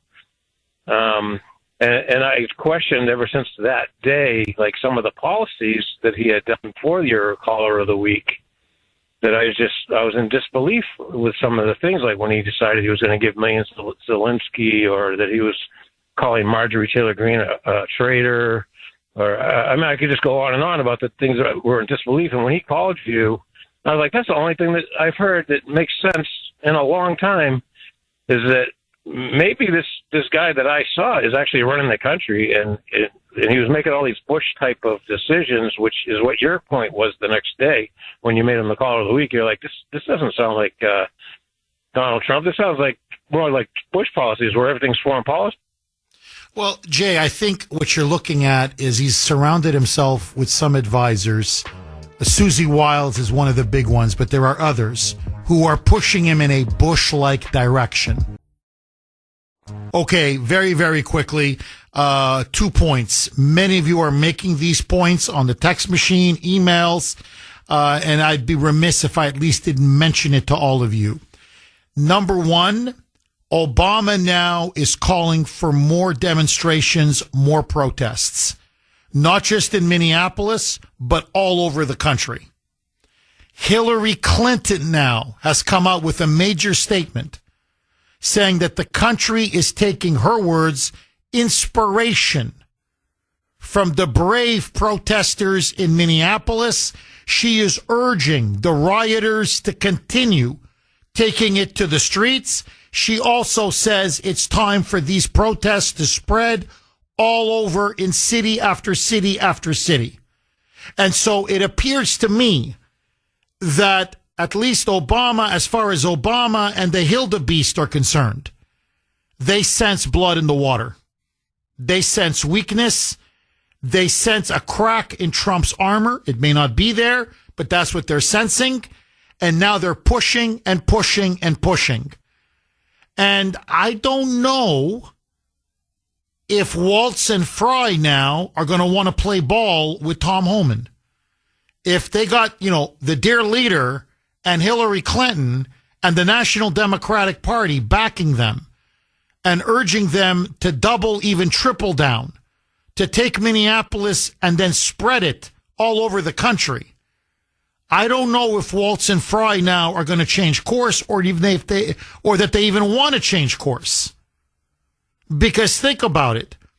If there are no real repercussions, if there are no consequences, why should Waltz and Fry stop? From their point of view, you've got Homan now coming to meet them. You've got Trump pulling out Customs and Border Patrol agents. He's withdrawing some agents. Bovino has now been kicked out of Minnesota. In terms of the opinion polls, from their point of view, they look like they have Trump on the ropes. And look, what is it, for Waltz and Fry, what do they care if another Renee Good gets killed or if another Alex Preddy gets killed? It's not their children. It's not their family. It's not them. It's what Lenin called useful idiots. It's the Bill and Sudburys. Those are the idiots that are going to go out there in, sub-zero temperature and wrestle with ICE, fight with ICE, come with a loaded gun, resist arrest, interfere ICE, confront ICE, and they're the ones who could potentially lose their lives. If anything, their incentive is get more of these agitators and terrorists on the streets. Call for even more protests, more confrontations, more riots. Why? Because the more the bodies pile up, the more people die. They believe the worse it makes Trump, ICE, and Kristi Noem look. So I'm looking at this and I'm like, I don't know. I really don't know if sending in Homan is going to change anything, except ironically embolden the radicals and the Democrats in Minnesota. Now, very quick, one more point, and I want to go right back to the blazing phone lines. 617-266-6868 is the number. Trump also now has another major battlefront emerging. Democrats now are threatening to torpedo the DHS funding bill, which obviously includes funding for ICE and for these deportations. And you need 60 votes to pass. Now, with the death of Alex Preddy, Democrats are using that as the pretext to say ICE is out of control, they're Nazis, they're Gestapo, they're executing Americans, Kristi Noem needs to go, they're calling for her to be impeached. By the way, Fetterman, Senator John Fetterman, has now come out with a statement urging Trump to fire Kristi Noem, saying that she's as bad as Mayorkas was under Biden. So he's now telling Trump, if you want me to continue to give you any kind of support, my price is get rid of Kristi Noem. So the knives are out to put Kristi Noem away. They want Kristi Noem gone. And I believe they want Kristi Noem gone because on immigration, she's a hardliner. On deportations, she's a hardliner. She's not willing to back down from the mob. And so they want to remove her. That's my theory. But anyway, the point is now, they are now threatening a partial government shutdown as early as this weekend. Now, if I'm President Trump, this is my answer. Bring it on. Bring it on. Because if you think Americans want to abolish ICE, as the Democrats are now calling for, that they want to return to open borders, that they don't want dangerous, violent, criminal, illegal aliens to be detained and deported, then I'm telling you they're absolutely crazy. They're beyond insane. So if this is the hill that Democrats want to die on, and it appears increasingly that it is, then let them die on that hill. Let them die. Because I'm telling you, the American people will not support the abolishment of ICE. You abolish ICE, you are essentially saying open borders forever. And we can never deport a single criminal illegal alien again. You are calling for the destruction of the United States of America. No ICE, no borders. No borders, no America. So if I'm President Trump, I'm like, you think that's a threat? You're committing political hiri-kiri. You're committing political suicide. So if you want a partial government shutdown, go ahead. The public is not going to blame me. They're going to blame you. And maybe part of Trump's, he's a chess player. Part of his calculus here, part of his calculation is, let me appear as reasonable, as accommodating, as conciliatory as possible. Hey, Bavino, okay, out. Some of these Customs and Border Patrol agents after the shooting of Alex Preddy, out. I'm bringing in Tom Homan. I want him to negotiate. We just want them to cooperate with ICE so we can deport and capture the most dangerous illegal aliens. I'm being incredibly reasonable. I'm trying to find common ground. I'm bending over backwards to reach across the aisle, and I'm sending my top guy, my best guy, to negotiate. So maybe a lot of this is political and PR positioning and posturing, knowing that the Democrats may try to shut the government down, and Trump believes then this will give him the winning hand. Agree, disagree, 617-266-6868. Linda in Medford. Thanks for holding, Linda, and welcome. Well, I'm worrying if we are not seeing the forest for the trees here. If you want to stop what's happening on the streets of Minneapolis, it seems easy to me. You go in and you arrest Walt, Frey, and all of the other high-hanging fruit that are involved in this fraud scam. There's two things going on. One's the demonstrations. So if Holman goes in and calms everything down and everybody goes home and plays nice, does that mean they can still continue to go on committing billions of dollars in fraud? Is that what everybody's saying? Well, Linda, my understanding, and I'm just going by what the president said, that once this issue with ICE is resolved, in other words, they just want to get another couple batches of these criminal illegal aliens. So they want to finish this operation. Once that happens, ICE will leave Minneapolis and Minnesota, and then Trump is going to send in a second team of auditors and forensic financial analysts to start really digging and investigating the fraud. So Trump says he's not going to back down from the fraud, but he wants these deportations to end, this operation to end, so he can focus like a laser beam on the fraud. This is what the president is saying. You say?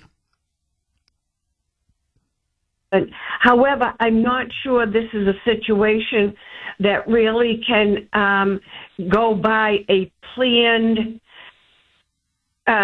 design. I look at it, first arrest the high-hanging fruit, and these other people, they'll just go home. They'll just go home. Oh, Linda, I'm so with you. This is the snake. Cut off the head of the snake, the body falls. Look, I mean, to me, it's so obvious. The only ones inciting violence are Waltz and Fry. These idiots wouldn't be on the street if they weren't going on about Nazis and concentration camps and Gestapo and ICE, get the F out of our city, and Waltz going on about Anne Frank, and the schools are, kids are hiding because they're going to be kidnapped and murdered by ICE agents. The only ones sowing violence and fomenting an insurrection and calling for people to take it to the streets, it's Waltz and Fry. You arrest them, this thing is over. I mean, that's what I said on X last night. I said, look, with all due respect, Mr. President, I love you. And Holman is a very good man. I know that. But I don't think sending him is going to work. Why? Because the problem is Waltz and Fry. The only way this ends is if they're hauled off in handcuffs. Look, I can play the Jonathan Turley cut again, but I think he's right. Trump sending Holman is an attempt at a reset. Like, okay, come on, let's move past the last couple of weeks and let's just get on with the business of deporting illegals. Waltz and Fry have unleashed the mob. They're the head of the mob. I don't see how Waltz and Fry can walk back. I mean, the mob is going to turn on him. It's like, Frankenstein's monster. You create the monster. After a while, you think you can control the monster. You can't. The mob now is out of control. And whether Waltz or Fry, even if they wanted to pull him back, I don't think they can. I mean, the way Betsy described it, it's evil in the air. You're dealing now with people that are they're insane. They're nuts. They're crazy. So once you get Antifa and radical Marxist agitators and leftists involved, they've been barricading Portland now for years. They had that autonomous zone. Remember they called it Chaz in Seattle? How long did that thing go on? It went on for months and months and months and months and months. Once these people take over block after block, and that's what they've done now, they've occupied entire blocks. They're occupying entire blocks of Minneapolis. Are they going to relinquish? I don't think they will. Because they're basically now, they're running downtown Minneapolis. And just so that you know, they're doing traffic stops. It's not the police. It's Antifa. Are you ICE? You look like ICE. No, we're not going to let you in here. No, you can't park here. No, you can't go to this restaurant. I mean, they've carved out like an autonomous zone, like their own country in Minneapolis, with the full permission and approval of Waltz and Fry. So, you see, to me, this is the flaw in the thinking. Holman is a rational man. And as a rational man, he thinks Waltz and Fry are going to behave rationally. Waltz and Fry are the opposite of rational. They're fanatics.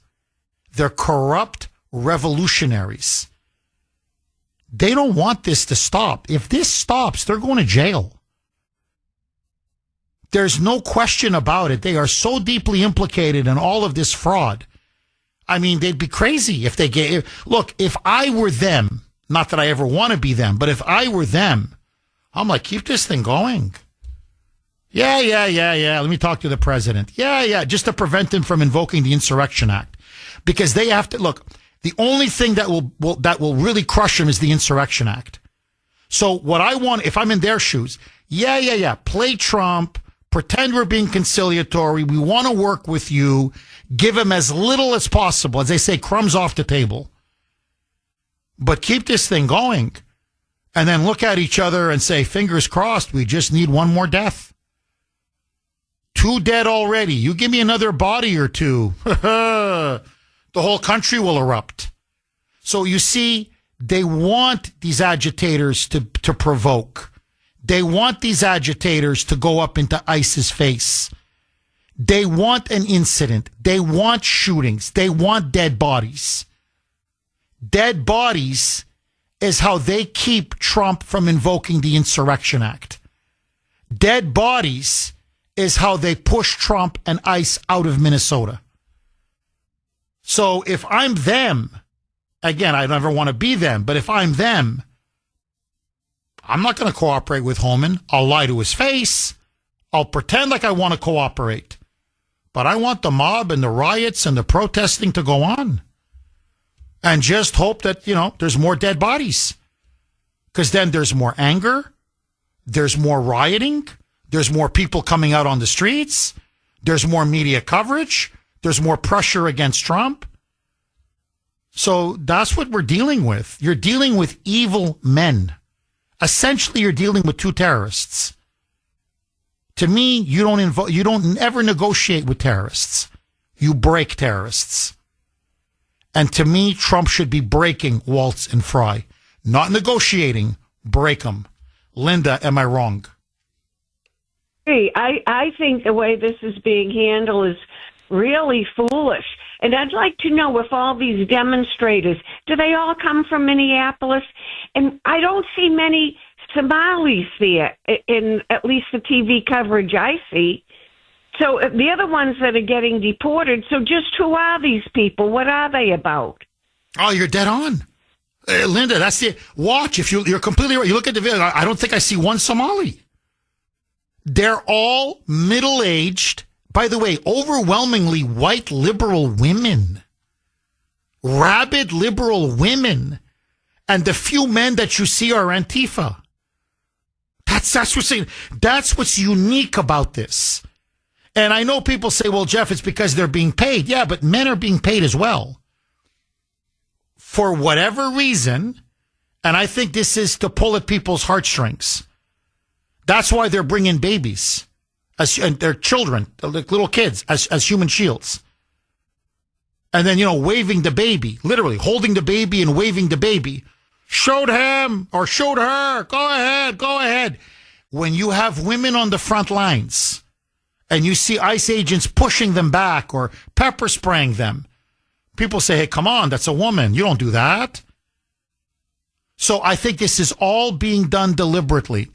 There is a Green Beret who was on social media, and he was involved in dealing with the insurgencies in Afghanistan and Iraq.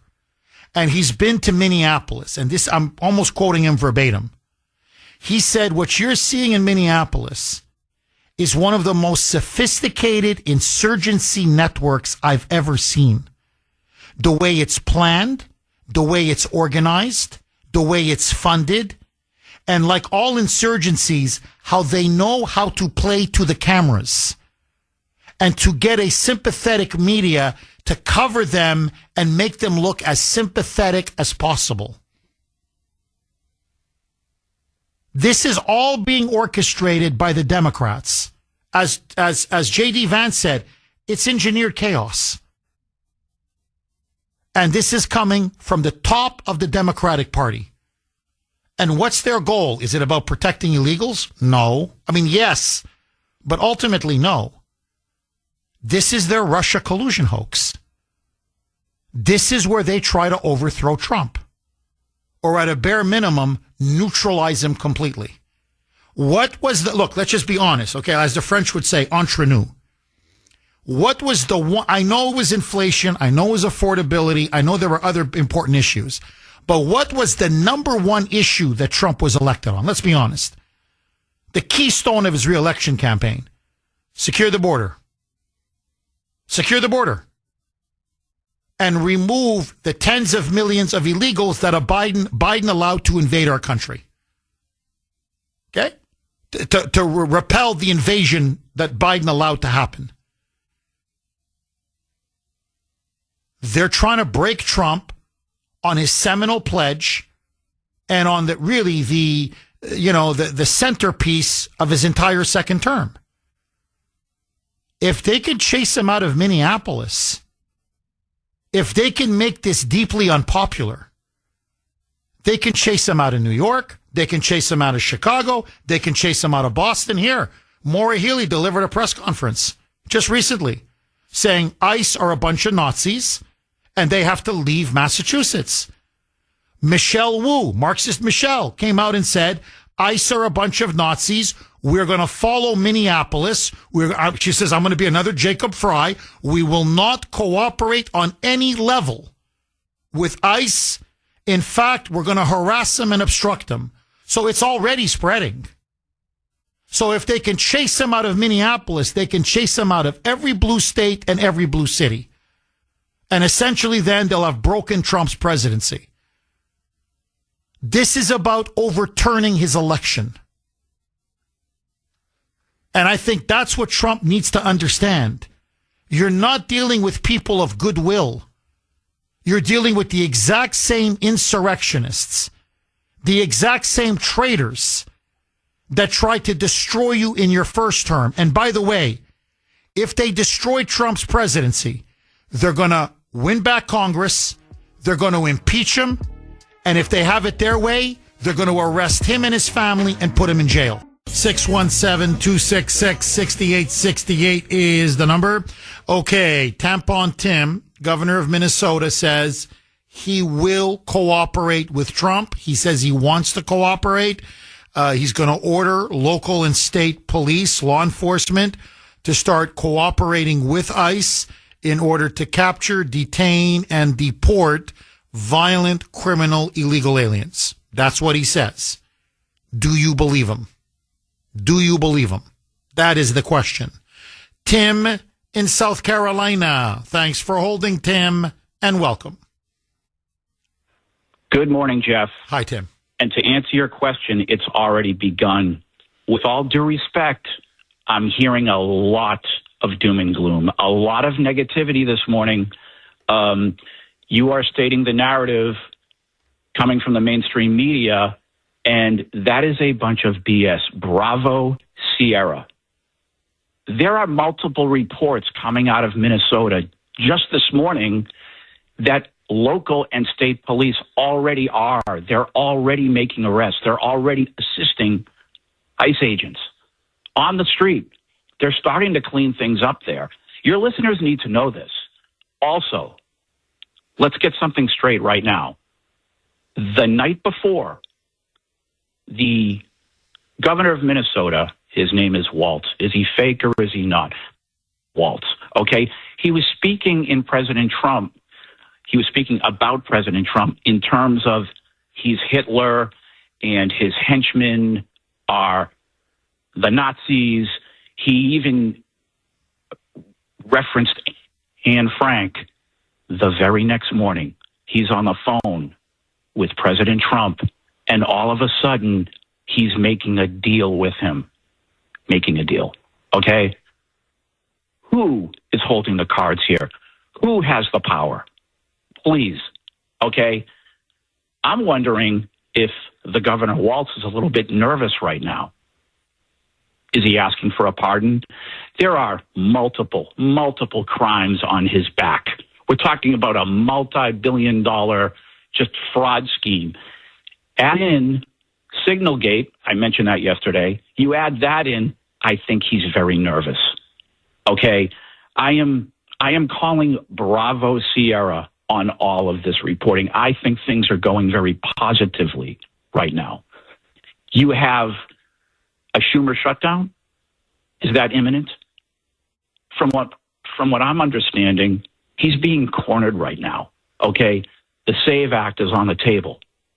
Please, I'm wondering here if Mr. Waltz and the Fry, if they're afraid of going to jail. I want to repeat myself. I want your listeners to know this. There already are state police on the streets of Minneapolis. The Minneapolis police, yes, that municipal law enforcement I referenced yesterday, okay, they should have arrested their bosses, all right? But now they're helping the Trump team. In the last 18 to 20 hours, their behavior has changed, hasn't it, right? Now they're actually doing their job. Jeff, I leave it to you. I think things are going extremely well. Tim, I hope you're right. Please listen. Don't get me wrong. I want Homan to go there and crack some heads, and I hope that Trump scared the living daylights out of both Waltz and Fry, and that they're capitulating and that they're surrendering. I want you to be right. I want to be wrong. My question. So maybe there is a change. I hope you're right. Here's my question to you, Tim. Do you trust Waltz? In other words, you said there was a deal that was made. Yeah, apparently that's what Waltz said, and that's what President Trump said. But the devil's in the details. Can you trust Waltz to a deal? I don't trust him as far as I can throw him. That's, I think, the difference. Now, let's hope. I want to be wrong. I hope in the next couple of days the barricades come down, the protests stop, the rioting stops, the ICE agents are no longer under siege or being impeded or obstructed. Local and state police start really cooperating, and they can finish this operation and mop up Minnesota and Minneapolis in particular, and that these violent, dangerous, criminal illegals are caught and deported. I hope you're 1,000% right, Tim. Please, the last thing I want is to be wrong. Is to be right on this. I want to be wrong on this. But I don't trust Waltz. I think that's maybe the difference. Now, you're saying, Waltz, whether you trust him or not, he can't afford to not make this deal because he's committed so many felonies that Trump has him over a barrel. I hope you're right. My question to you, Tim, and I've got less than a minute, do you trust Waltz? Can you trust Waltz to abide by a deal? Well, you can never trust the devil, the enemy. He looks like he's 75 years old. Again, multiple felonies on his back. Does he want to spend the rest of his life in prison? No, Jeff, you can't trust him, but he may be cornered now. Okay, I obviously just went on a rant and just gave you a bunch of details about his behavior the night before. Okay, I think he might be cornered now. Okay, those police, those local police, they're on the streets now helping. And this is just horrific news. Okay. Oh, Tim, I hope you're right. I really hope you're right. I know the information you're giving me is solid. I just hope this continues. Kathy in Rochester. Thanks for holding, Kathy, and welcome. Good morning, Jeff. Hi, Kathy. Your last caller, I agree with him 100%. And I think, in my opinion, that MAGA, we need to regroup again. We need to show Donald Trump that we support him because, we all feel that we want more. We want him to put more pressure on Tim Waltz. We want him to put Tim Waltz and Jacob Frey and Peggy Flanagan in jail for insurrection. They need to go to jail. And, James Comer, even commenting on what Donald Trump should do, he should just keep his trap shut and do his job because he hasn't done very much, and he needs to start taking some action. Kristi Noem is excellent. I think Donald Trump needs to realize that MAGA, his true MAGA supporters, the people that voted for him, we want more action to be taken. We want him to drop the hammer and start putting these people in jail. James Comer What happened with Hillary and Bill Clinton? They haven't showed up for their court appointment. What's happened to them? Nothing.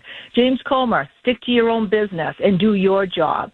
The sad thing is that when you tune into any of these other stations, I tortured myself this weekend and tuned into WCVB to watch On the Record. Sharman Sacchetti has got a serious case of Trump derangement syndrome. I think the woman needs a psychiatrist. She is a really sick human. No matter, she had Deaton on, and no matter what he said, she kept going to Trump when she should have been talking about Maura Healey. Trump is not running Massachusetts or ruining Massachusetts. Maura Healey is ruining Massachusetts. But when you listen to WCVB, which is an ABC affiliate, or you listen to CBS, they don't talk about Maura Healey. They don't talk about Jacob Fry and Tim Walz. No, all they talk about is Trump. They're not giving us the news. They're not telling us what's happening. They're basically giving us such slanted misinformation and propaganda that those are the people that should be shut down and taken off the air for misinformation and adding fuel to the fire. It's such a disgrace that it does get so infuriating because you say, what is going on? Thank God for shows like yours where you expose what's going on, like with Signalgate with Peggy Flanagan. We need shows like yours. We need shows like Newsmax. Fox, in my opinion, is not that great. But One American News is great, but they got taken off the air. So there's so few outlets where you can actually get the truth. And that's what's really hurting this country. But I hope that MAGA reforms, we get back together, and we start showing our power that we want more action to be taken. And I think everyone who is part of MAGA will agree. Well, Kathy, I agree with everything that you said. On the Record is a garbage show. They're Democratic hacks. I haven't watched that pathetic show in 10 years. Because you're right. It's always Democrats are good, Republicans are bad, and especially now, Democrats are good, Trump is evil. And look, let's be very clear. You're completely right. Maura Healey has driven this state into the ground. And, and look, we got a major blizzard now that just hit us. 20 feet of snow, in some cases 2 feet of snow. And just before this blizzard hit, she delivered her, State of the Commonwealth address, in which she's now telling us, listen to this, that in the months of February and March, okay, for 2 months, she's going to cut our electricity bills by 25% and our gas bills by 10%. And she's saying, you see, I'm making Massachusetts more affordable. You see, I'm giving relief, real relief, as she puts it, to the middle class. This woman is such a fraud and a con artist. It's disgusting. Okay? First of all, why, how come all of a sudden now in an election year, when the polls show she's very beatable and she's vulnerable, all of a sudden now she gives a damn about people's gas bills and electric bills? It's such an obvious election year gimmick. And by the way, it's temporary. It's just 2 months. It's not permanent. And we're going to continue to pay more. Every 6 months, gas and electricity is going to continue to go up and up and up. Why? Because she signed off on these climate change mandates that is going to force the state to go completely to wind and solar. And now she's starting to realize, oops, solar panels don't work that well in the wintertime. Oh, so now people are losing power. Ooh, they're not able to get heating. Ooh, it's expensive. Ooh, you can't run a modern economy on solar panels. So, it's all gimmicks and lies from this woman. And so she thinks like what? A 10% cut in my gas bill? A 25% cut for 2 months? And all of a sudden I'm going to be, I'm going to vote for Maura Healey in November. No. She is destroying the middle class. People are leaving Massachusetts now in record numbers. Middle class people, businesses, taxpayers. They're going to New Hampshire. They're going to Florida. They're just getting the hell out. And I've said it before, Kathy, and I'm going to say it again. If the Republican Party in Massachusetts cannot defeat such an obvious, disastrous, incompetent governor, even worse than Charlie Baker. I said Baker was the worst governor we ever had. She's now outdone Baker. She's even worse than the faker, okay? Than Charlie Parker, as Joe Biden called him, okay? Chicken Charlie. She's even worse than Chicken Charlie. So, if they can't beat her after the way she's mismanaged this entire state, then I'm telling you it's time to get rid of the Massachusetts Republican Party. We have to come up with an opposition conservative party that's going to be real and serious and effective. And you look at the media in this state, the Globe is a joke. The Herald is a joke. Channel 5, you mentioned them, WCVB, my God, what a joke. Channel 4, Channel 7, Channel 10, Channel 25, they won't even give you 30 seconds of, well, what does Trump say? What does the other side say? No, that's 30 seconds too much. It's the Democrat Party line all the way. All the way. It's not news. It's propaganda.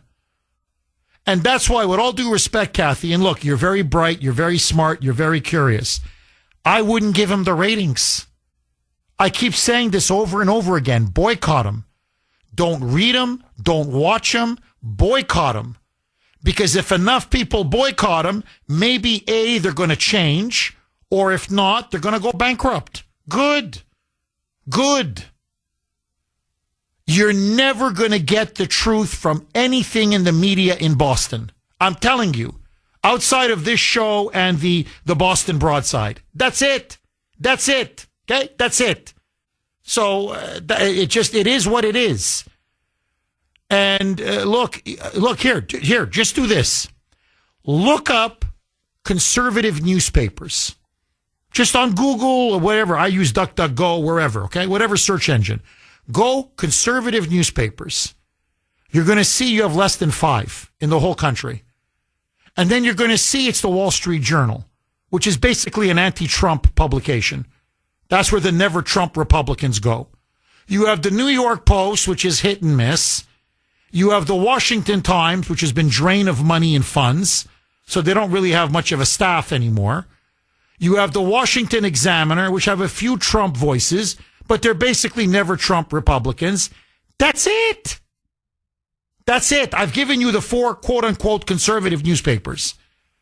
Now, you have a movement. I'm just going to speak truth to power.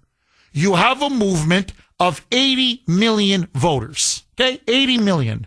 We are the majority. And you can't have one newspaper? One? That speaks to our values? Our interests, our needs, our desires? There's some excellent websites, yes, and I read them all, trust me. I'm talking about a national newspaper or whatever, a serious metropolitan or regional newspaper, okay? Not one. Not one MAGA America First newspaper. Not one. It's pathetic. It's pathetic. I have to say this about the left. I'm sorry. I have to give the devil his due. You can say whatever you want about them, but they put their money where their mouth is. John Henry puts a lot of money in the Boston Globe. He's an arch globalist, but he puts money in the Globe. The left, they love their New York Times. They put money into it. Jeff Bezos, he keeps funding the Washington Post, no matter how much money he keeps losing. I could go on and on. The USA Today, I could go on and on. So the left understands the value of the media and the value of owning and controlling the media. We don't. We're great people. We have a lot of strengths. But understanding the power of media is not one of them. And that's why they're able to control the narrative so much. Harry in Maine. Thanks for holding, Harry, and welcome. Hey, Jeff, good morning. Hi. Just want to say a couple of things. 2 callers ago, I don't agree with them entirely. I hope he's right as far as the state and local police getting involved. to help out the situation, try to diffuse things. That's a long time coming, and that's one of the reasons I called. But put that aside for a minute. This whole thing about cutting the deal with Waltz or Frey, and maybe, they're running a little scared because they're in big trouble because of the fraud case, that's totally a separate issue.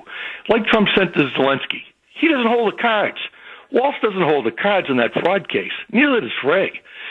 Deals generally are not done when it comes to the law, except when you have a plea bargain case. And the reason they have a deal there is because the prosecutor doesn't feel they have the evidence that's required to solidify their case. And that's when they compromise. And that's the only time you hear about a deal, quote unquote, being made when it comes to the law. So as far as I'm concerned, there's no deals to be made on the fraud case in Minnesota with Frey or with Waltz. But the real reason why I called, Jeff, and when I call you the last probably 3 times over the last, 5 or 6 months, the key word that keeps coming up is accountability. That's the key here. And I like Trump. I voted for him 3 times, and I think on policy in general, he's A1. I agree with 98% of what he does. But the one area that he's failed is with accountability. And in my opinion, Trump and only Trump is responsible for what's going on in Minnesota. Why? ICE's core mission is not local law enforcement. When Waltz and Frey pulled the state and local police, martial law, and or the National Guard should have been brought in immediately. Nome and Bavino, Jeff, they've done their jobs. Trump's failed them. And don't stop the mission. You said it yourself, and you're right.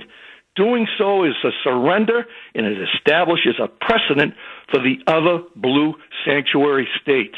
I don't know if you know this, Jeff, but in the last 5 days, I live up in Maine. In the last 5 days, they've arrested 200 people. ICE has arrested 200 people in the last 5 days. And I want to read 2 quick quotes to you. The first one is from Tricia McLaughlin. As your audience knows, she's a Department of Homeland Security's Assistant Secretary.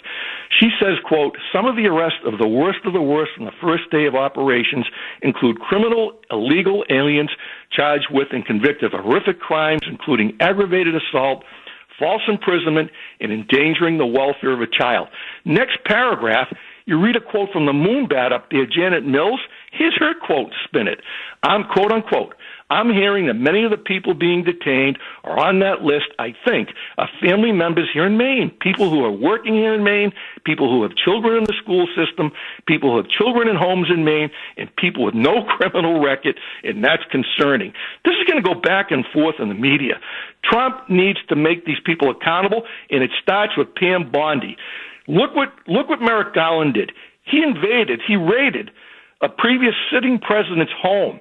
He arrested all these people on January 6th just by picking up their bank records, their phone records, and threw them in the slammer and gave them no due process. He raided Roger Stone and tried to throw his butt in jail. And the same with Navarro. These people breaking the laws. Why can't Bondi and Trump just go in and execute the law? These people are criminals. They're in the prisons.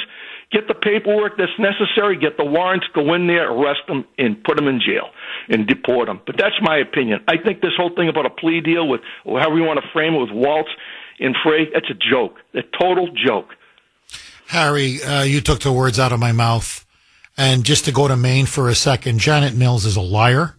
Janet Mills is a joke, and she's an insurrectionist. And here, by the way, she's lying. Okay, these are very violent, dangerous criminals that they're grabbing. But let that go. I don't care if they hold down a job.